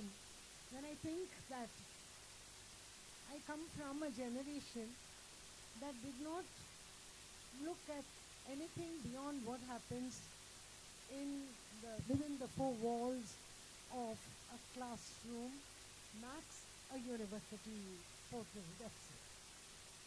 And through the 5 decades that I've spent, and as I mentioned in education, I have seen the change that has happened in the thinking. And that change has been also undergoing a lot of innovation. While the government had, started off incubation centers, along the way they realized before they incubate, understanding the TRL level of any technology that one is interested in has to be probably looked into and has to be mined, whether it's from a school project, a college project. No one ever thought that what they did was going to become of significance because we were limited to getting a degree, finding a job. But today the situation is different. Research encompasses, apart from basic aspects that you study, a translational value. And this has made all the difference in the connect. In my former years, if somebody in a university was associated with a company or worked for some company, it was considered criminal. But in the last 2 decades, things have been changing, and government also has started supporting through, as I said, incubation centers, and as the director of a center set up by Department of Science and Technology, which is called as a Technology Enabling Center, we serve as the link even before identifying who can become a startup by making them realize that what they did is of significance. We have, of course, some startups from our center, and you are very well aware of it. Apart from, say, looking at developing apps, which in the engineering college is happening all the time, I lead a biotech center, and therefore the focus towards understanding real life situations to think of solution. For instance, the climate change aspect that was talked about by one of the startups. Who is going to be interested in a device if you tell them you can have this to reduce the carbon footprint? This would come, I mentioned to him, under the corporate social responsibility. So they have a responsibility towards a larger project such as reducing carbon footprint, and not merely thinking about something that an individual can just benefit for themselves through sales. Okay. Thank you. Yes, thank you. Thank you. Yes.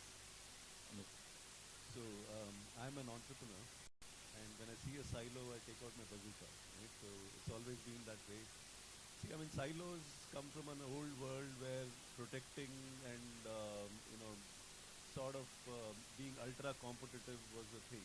Right? We are in the new Web3 decentralized network economy, which is symbolized by what is known as competitive cooperation. Right? So there is cooperation at some level, and there is competition at many levels as well. So, and synergy is the only way to be in the network world. I mean, when you try to hoard information decays at a very rapid pace, because now we know that information has got half-life, and the more you hoard your knowledge, the less it becomes in value. When you share knowledge, it increases in value exponentially. And these are all learnings that we're having from physics and other natural sciences and other things.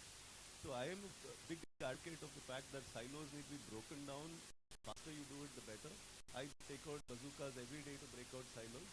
And that is done through conversations, that is done through consulting and trying to share each other's point of view. I think in general, I agree with you, right? But you as an entrepreneur, and you've raised investments for your entrepreneurial ventures, well, as much as the synergy is what is required from an ecosystem side, but as a startup, you need to specialize, you need to actually focus on particular area. That is also in another way is a silo, that's right? focus. So how important is that to specialize and to focus? So look, I mean, nothing can be done without focus, right? You can't achieve anything if you don't focus. But at the same time, I think our work has become so interdisciplinary these days that we have to collaborate with other people with other walks of life, right? Because you're not building in a silo. You live in a society, and solutions have to come and live in. I mean, and for example, since we're talking about academia, industry, and startups, so we think building from our perspective, but I think that we're building. I'll be living in the world of the young tomorrow, right? In 20 years, the world I'll be living in is their world. Correct. Right? So why can't we see the whole world from their perspective? Because eventually, what the biggest opportunity in India right now is the youth of India, right? I mean, that's the opportunity, right? So if we build for them, I mean, if we build everything we think about is saying, what can we do with young people, and how can their lives be? That's the vision and enrollment. And actually, the next question is actually based on that theme, which is the talent bridge. Okay, so here is the question based on the theme, talent bridge. Many argue that academic research often lacks market application, right? You know, that's been the way. We all know that this current academic, the design of the education system was for Industrial Revolution 1.0, and while we are there at 4 and looking at knocking at 5 and also talking about 6, but the system is stuck at 1.5 maybe, right? So, and while we are wanting entrepreneurship as the mindset which is required with the youth, and youth as the biggest asset, so the talent bridge, the gap is pretty large, right? So how can startups and industry help bridge this gap? Attracting and nurturing talent with both research expertise and commercialization skills. Okay, so that's a pretty big one, right? You know, while there is a gap which is high, and you being an entrepreneur, I would love to hear from you. You know, if you are hiring people, or if you want youth to embrace entrepreneurship, what are the gaps and the challenges that you see, and how do you think we can address that? Your ideas, your thoughts. So first and foremost, I think I spend a lot of time with people in campus, And I think entrepreneurship has gone from being like a sexy thing to being something that they want to pursue, definitely because everybody has come to the realization that a job is not going to give you security, financial security, and fulfillment through the 40 years we're going to work, because change is happening so fast, right? So entrepreneurship is definitely there. I feel I've got very, stoic old ideas about how to implement. I think the alumni networks of every college are crucial here, right? To be able to bring the alumni network who come from either academia or in government policy making or in industry or in startup, connect to the institution at a deep level, right? Because there is already trust, right? You already know that you are from that institution. If alumni networks engage with student networks, job done, right? You have collaboration built there, and there's synergy already there. And there's so much That's a wonderful secret that you have brought out. I think today all that what you need to learn from just as an academic, as a content, right, is all available. And even ChatGPT and the AI is all available. You don't have to go to college for that degree and that kind of learning. It is the network which is going to be very useful. And are we building that platform? Educational institutions, are they building that? I think that's the new mindset, right? One of the quotes in my book, A Little Extra, refers to building from an entrepreneur perspective. It's very appropriate. Building a net worth is ordinary. Ordinary is not bad. We need to build net worth. Building a net worth is extraordinary. Ask any of those people who built great net worth. They will tell you how their network mattered, right? So educational institutions in the entrepreneurial mindset, I think it's so important. And in the research perspective, that can we build that network, right? Can that play as a platform? And moving that question to you as a research, right? Because you're from biotech aspect, and so most of the educational institutions, the way it works, it is based on the ranks, and based on the placement is where the demand for their institution grows. And we are talking about entrepreneurship. It's not about getting a job, it's about giving jobs. And the mindset is about research, mindset is about solving some problems, and so on. So how much of that is happening in academia, and what do you think is a gap in India, and how can we bridge that? The first point is, I think doing research in a laboratory is all about a lot of honesty with what you're doing, not looking at how much is going to find a place in the industry. Whereas when you get into an industry and start working on the same aspect, you deal with a lot of lies. And this big divide is what sometimes frustrates people who have gone from a laboratory where they did probably research of a very high order, and then they go to an industry and say, especially we've seen this with so many people telling us that it's completely different in an industry. It's about getting certifications. It's about having the right market approach to sustainability ultimately. But somewhere the two meet, because I think industries also have realized that for them to be sustainable, marketable, internationally acceptable, one does need to go through a very, very good R&D system in their own centers.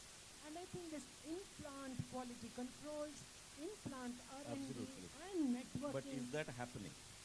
It's beginning Because to happen. the way academia, the way it is taught, right? Mug up, answer, and if it is A for not apple, then you don't even get a mark. When today people relate apple to a phone than a fruit. That is the world that we are in.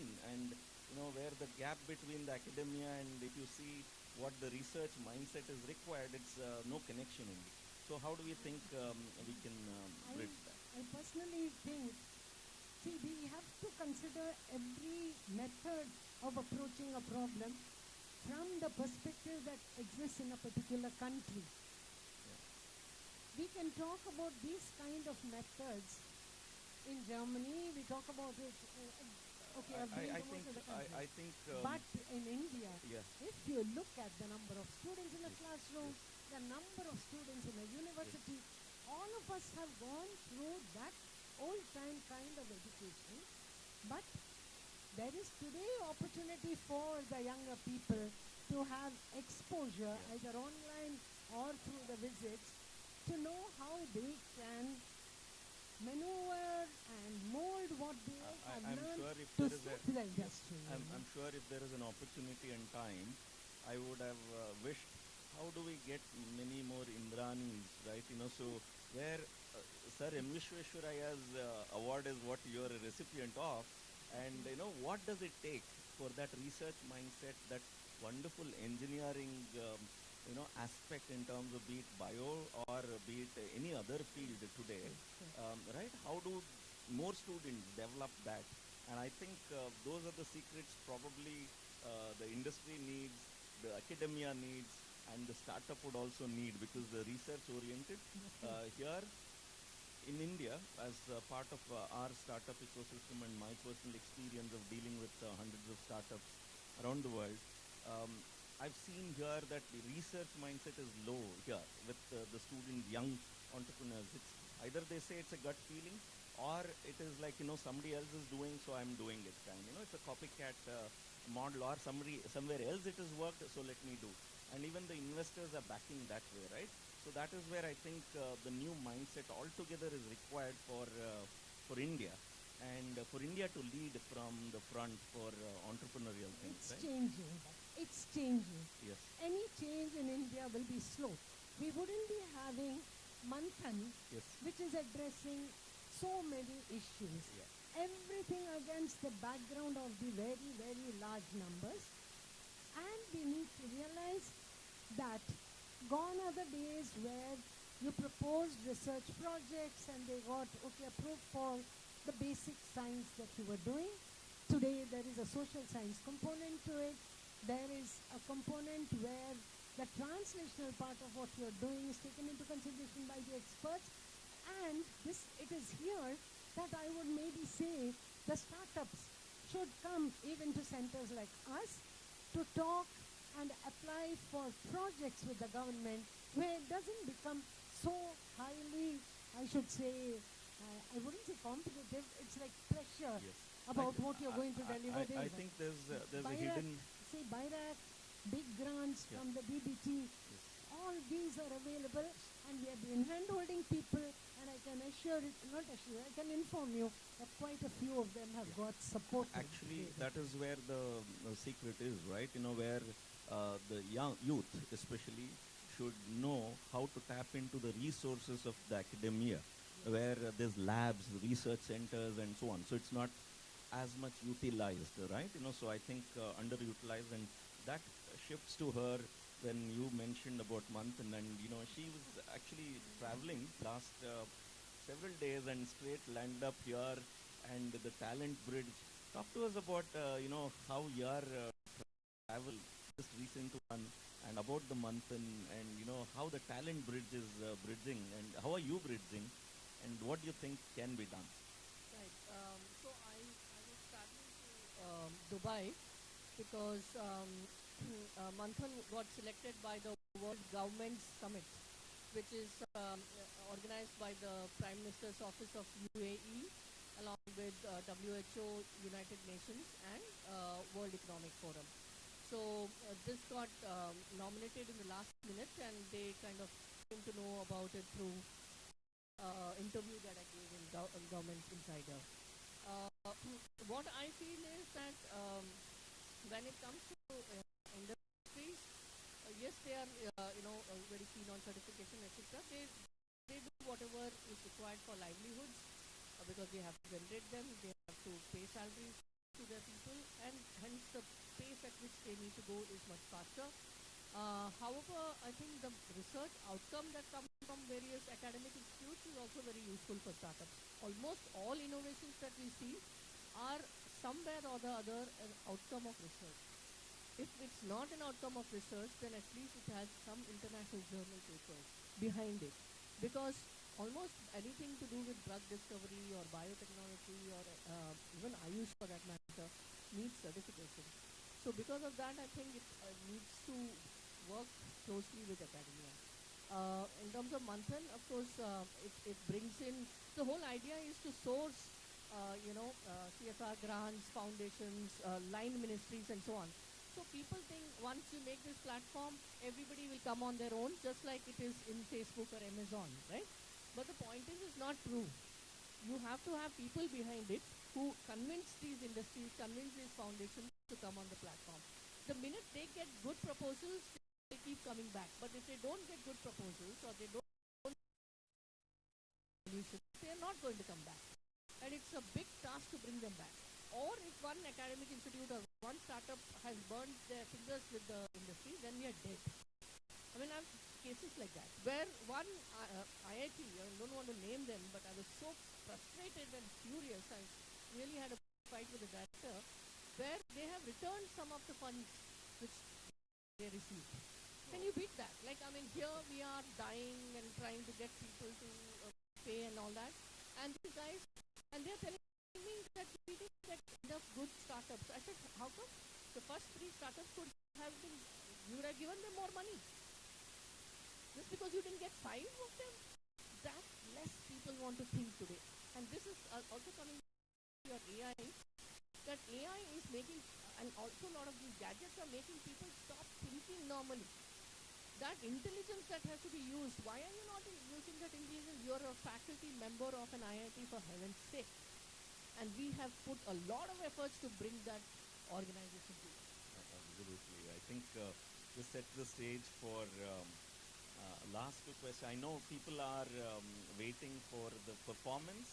This is food for thought. Will you have some food for tummy? And these are amazing thoughts of synergy between industry, the academia, and the startups, right? The future focus is the next theme for the next question.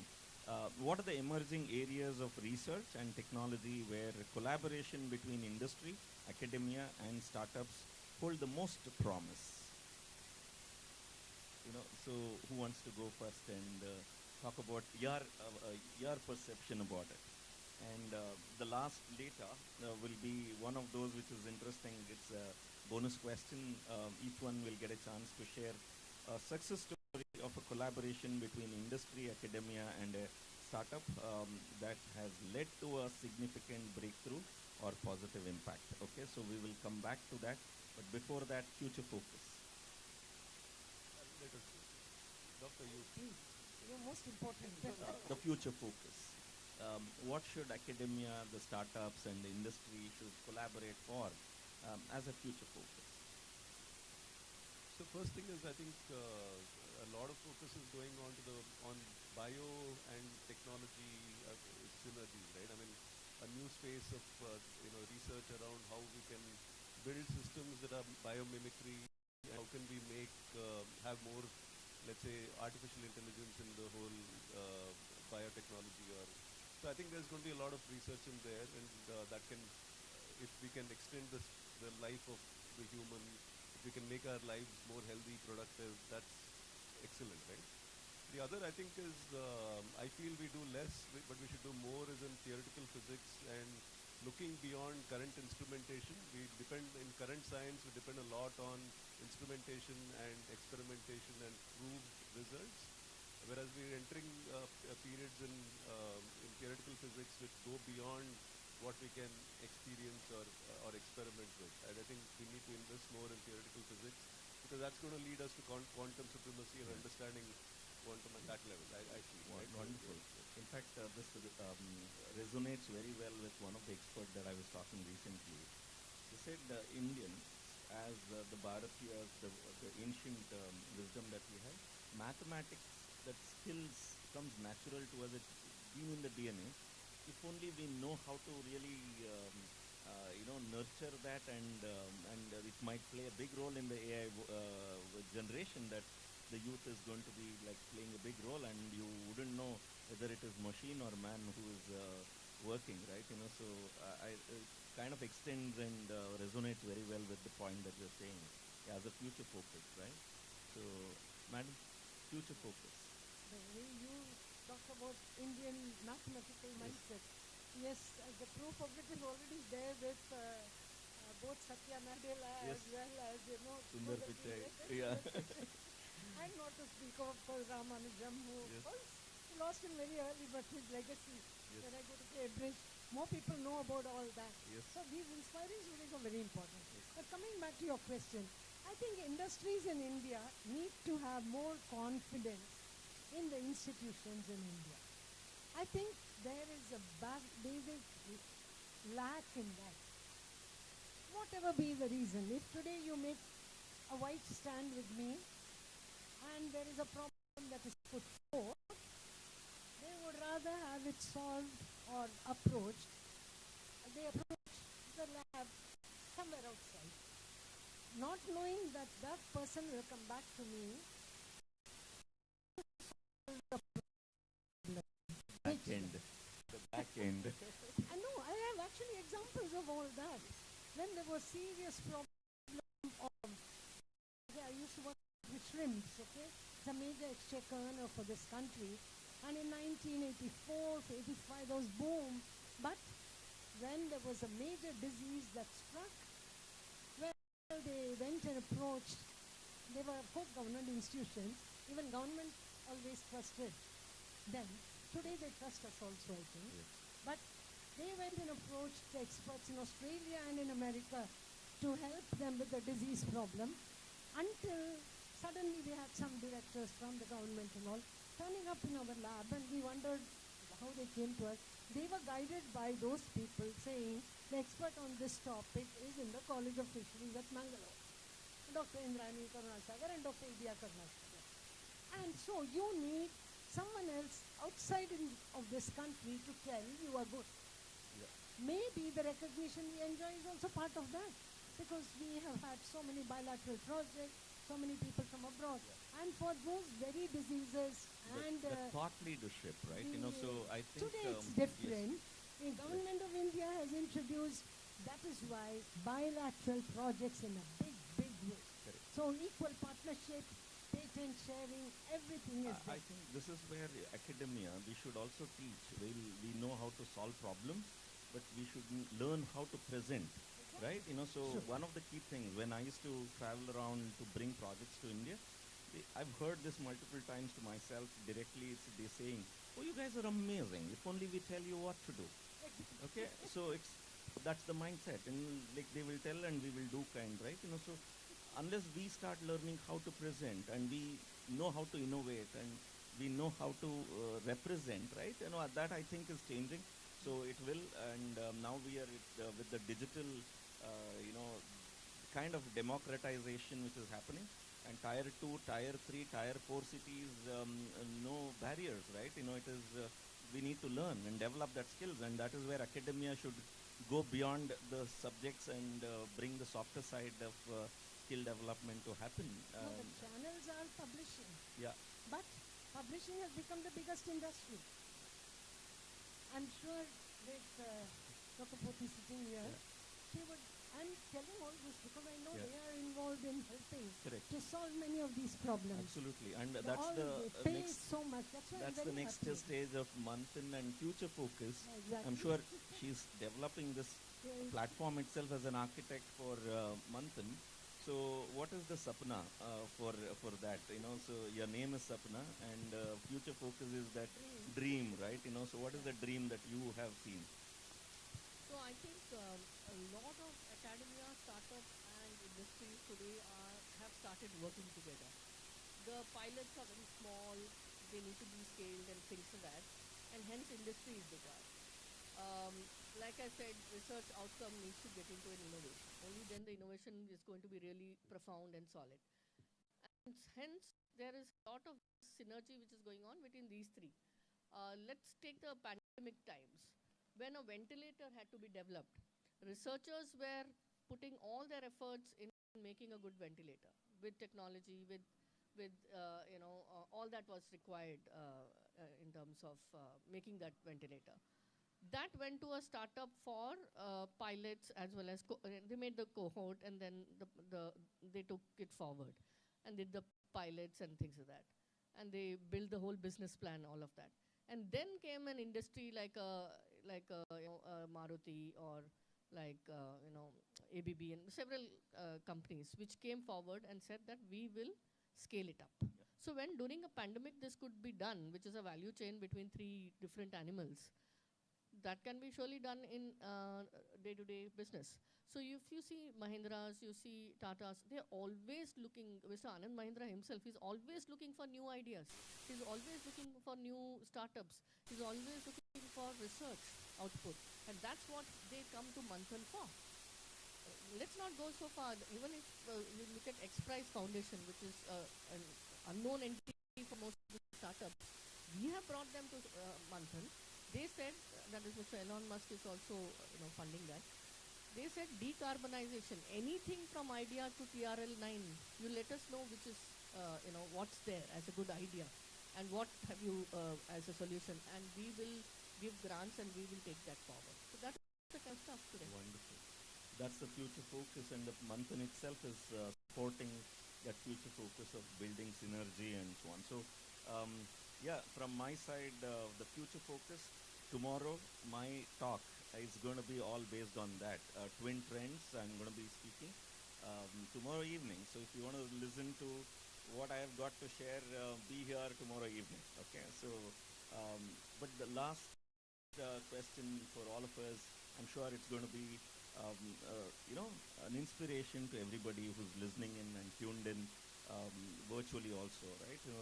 Share a success story of a collaboration between industry, academia, and a startup that has led to a significant breakthrough or positive impact. Be it you as an entrepreneur, be you as somebody in the academia, and you as somebody from the ecosystem of startups. I would love to hear one story each. Yes. Let me go first.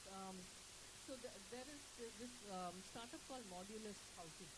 So they worked with Chitra Thirumal in Trivandrum. It is one of the best institutes I've come across. And they came up with a modular hospital, which they built in 3 months' time with about 2.5, 3 crores of cost, right? So there are these 2 people. And then we went to several industries and talked about this. So he just came and he said, this is what I have, and I have a WSO certificate for it, which is a big one, because you got a certificate, and so we can go ahead with it, right? So we requested Tata Memorial Hospital that can we develop one prototype in Munger, which is where they wanted one more unit. And so they said, yes, but we don't have the funds. So we got Wells Fargo, which is a financial organization, has got nothing to do with hospitals or anything to do with anything. They said, we'll fund it through our CSR funds. So we got one prototype done there. Once we got that done, we did roadshows with the help of NASCOM Foundation and talked to so many companies. Finally, we got 54 hospitals done with 15,000 square feet land from state government free of cost. So here, not only is it academic institute, startup and industry, it's also a state government. So there are 4 stakeholders, right? And we've done this in 3 months' time flat. And it's a case study where 54 hospitals across the nation were done. And today, those have been adopted by those CSR organizations which funded the hospital. So they are carrying on with those hospitals. This startup has got 500 hospital contracts from National Health Mission, NHL, and 140 from Meghalaya and several other states. So he's at a different level today. Wonderful, wonderful. A round of applause for that. It's a very inspiring, and you know what it can do, right, when synergy happens and collaboration happens. Thank you. Man? So my area has been mainly food, water, for the national food, both agriculture, well,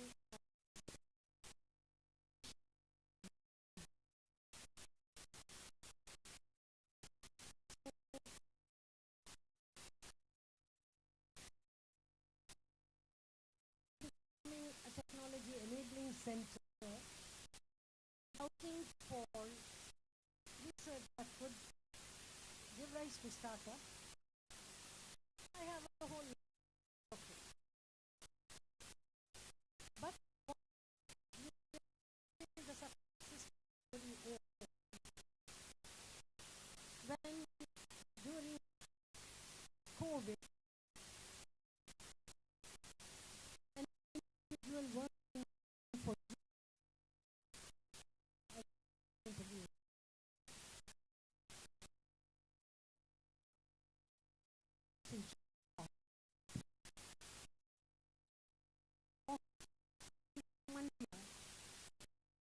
was walking, he found so much of betel leaves, nobody to use it, lots and lots. So he came to us and he said, there is lots and lots of betel leaves. I don't know, I feel if you suggest what I can do with it, we can think of an industry. We have the food technology division. So we said, since betel leaf has got medicinal properties, can we think of making betel leaf tea? Of course, the process is a very long one. Yeah. It took close to a year. We hadn't yet become a startup. Idea came from him, so we cannot take the credit for the idea. But hand-holding, doing everything in the laboratory until it became a product in 2 years' time that could be launched. And he got startup grant from MS Ramaya, big money, but helping him with getting the appropriate machinery. And also the pilot studies were supported. The machinery was available at CFTRI. He has now gone international because he has orders from many parts of the world, but not yet a big company. It is actually betel leaf tea that he has made.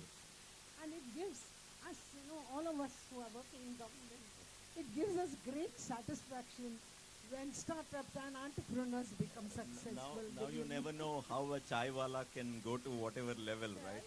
So there are enough inspirations, and this is a wonderful story of inspiration and a story of success. One more small story. Yeah. This is where I say industry should have faith and come to us. There is a major block in Supreme Court that has been raised on the cancer-causing property of betel nut. Campco is a very big industry. And they came to us, they said, a lot of problem is being faced. Many people's livelihood depends on agriculture. Can we do something to work on this problem? Okay, they didn't say find an answer to say it's not cancerous. They say, can you scientifically work on this? So it didn't have a lot of steps the way we do for a government project, It was easy to prepare the project, give it to them, and right away they supported with a whopping sum. See, for us, for 1 year, 1.5 years, somebody gives 45 lakhs to do something. It's big money. Yeah. It was a comprehensive exercise involving the dental college of ours, because I take care of the whole university, the research center, and of course social scientists, and my own people who have a stall here, DSA. All of them were involved. And the study went on to look at the property, anti-cancer property or otherwise, of betel nut, obtained from Puttur, Shimoga, wherever it is grown, because that would be variation, without processing, okay?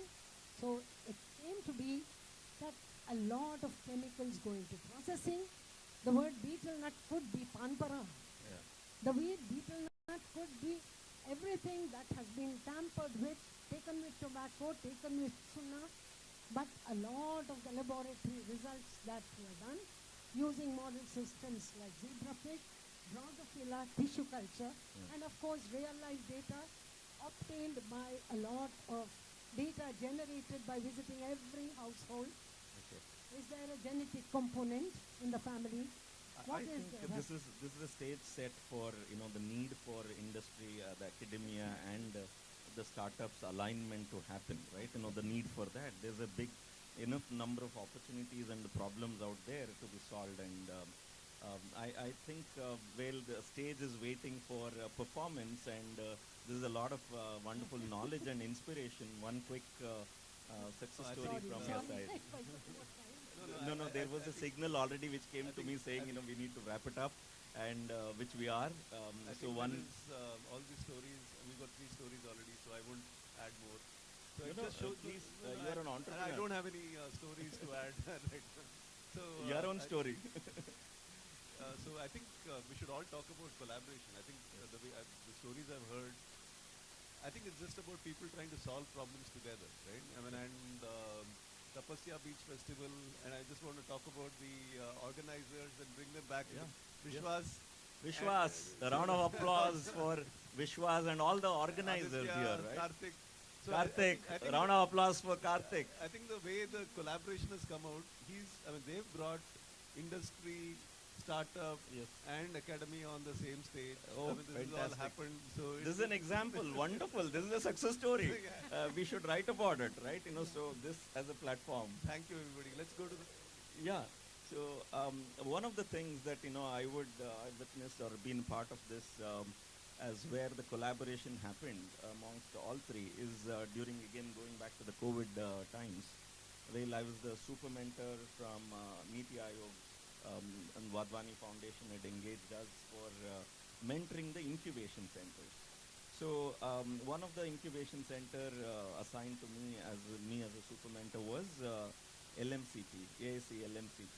And LMCP is the first pharma college in India, post-India independence. This is in Gujarat, Ahmedabad. And when the CEO and the manager and all I was mentoring, and this was during the first lockdown time, and COVID, and people were stuck and wondering. So that was the time I was asking what's happening in healthcare, and healthcare is health is wealth today, and lockdown, and what innovations are happening. And so on top of the mind, innovation that time was about sanitizing and masks and so on. So the real innovation, take a guess, and it was vaccine, right? So don't know when it is going to come, which country is going to release. And I asked one question to them during my mentoring thing. How many people, if there is a vaccine, need for vaccine, how many people would need it? I wanted to quantify. Obviously, they said everybody in the world, right? But I wanted numbers. So they said some 6.3 billion people would need vaccine. Okay. So then my next question was, what does it take? We don't know, 3 months down the line or 6 months down the line or 1 year, 3 years, no idea. But when it happens, how many syringes are required for that vaccine to be provided? They said, obviously it will be 6.3 billion or even double of it, and depends on the vaccine, right? So where do we get that from? There's absolutely no way that we have that, and no country is equipped. And there is probably one which nobody wants to go with it during the vaccine, especially related to COVID. So just imagine a situation where vaccine is there, they announce that vaccine is there, but no syringes. There will be riots, there will be black market, there will be and the worst part is the vaccine price is cheaper than the syringe price. Just imagine that situation, right? And the worst part is still it won't work if you can afford, because the principle of philosophy of vaccine itself is the more the people, then the efficacy increases, right? So then I said, you being in the healthcare industry, and some of the best industries come out of your educational institution, because it's the first pharma institution in India, and 75 years in the making that time, right? So what can you do? How can you? So long story short, they sprung into action, got some of the startups to take care of the logistics and all that. Then they saw industries which could manufacture syringes, but hardly any in India. And those who could, very little. They started providing support, looked at how to fund, and bringing funding support, clearances, because government in pharma and syringes and all, you need a lot of clearances. All of that they did, and today India is the largest exporter of syringes in the world, and Gujarat has played a big role in that. And not only that, irrespective whether the vaccine is ours or not, syringes has been ours around the world. And if you look at, nowhere in the world ever there was a report that was raised that shortage of syringes in the world during this whole vaccination time. And the best part is this, the whole world for syringes beyond the vaccine today. Startups, a combination, if we can synergize, And these three aspects, the entrepreneur, the academia, and the startup ecosystem, I think we can make a huge difference in this world. And this is the time, this is the opportunity. And thanks for bringing us together and making this event happen. Thank you very much. And we are happy. I don't know whether you found us or we found them. As part of this, a big round of applause. And I want Vishwas, I want Anand Kannan, I want Atal Incubation Center. I see ACSKU, and I have a gift for these wonderful panelists, and I want them to present. You've been a great panelist. So this is, as I said, I don't know who found whom, but this is the book found. This is a 4 international award-winning book, ranked as the best book in entrepreneurship category in USA, and it's an academic reference material. So, Anand, can you do the honor? Present this to her, and yes, a round of applause. That's the Golden Rose, with wonderful effort that she's been putting and making a big impact globally. So it's a honor for all of us to actually be associated with that Manthan, right? A bigger round of applause for that. Here you go. Please present this to Madam Indrani, and we want many Sir M. Vishweshwarayas, right? And she herself is an example, and a lot of research mindset to be developed. Thank you, Madam. Oh, okay. See, look, he's presenting on just after the Valentine's Day a golden rose to you, right? So yes. And can we have AICSKU member or one of the entrepreneur out there?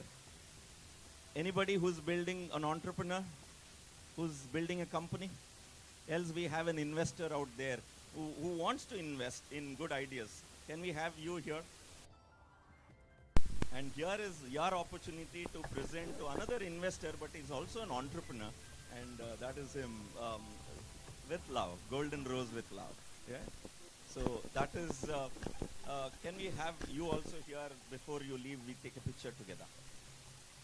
And the stage is all yours for performance. Big round of applause.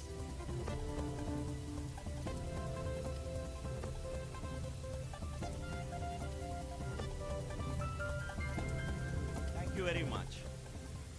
Thank you for being such a wonderful panelist. And thank you, Vishwas, for putting this kind of stage together. On a Ratha Saptami day, you launched this. Wow, the sun is kissing all of these bright minds. Yeah, thank you so much.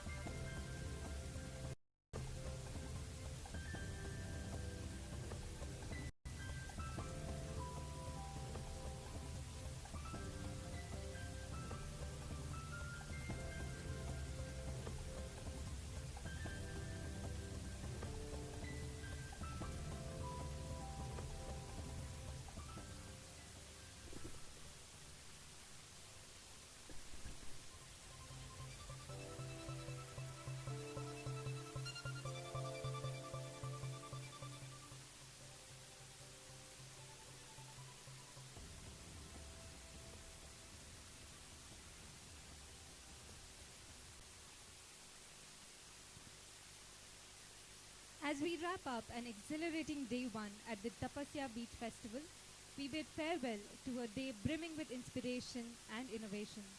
With the stars beginning to twinkle above, we reflect on the enriching discussions valuable connections forged, and the limitless possibilities unveiled throughout the day. As we part ways for the evening and look forward to recharging for tomorrow's adventures, let us carry with us the energy and enthusiasm of today's accomplishments. Until we reconvene tomorrow to dive back into the waves of creativity and collaboration, good night and sweet dreams. We have a live band followed by a DJ, requesting you all to stay back, enjoy this night as we wrap up Emerge 2024. Thank you.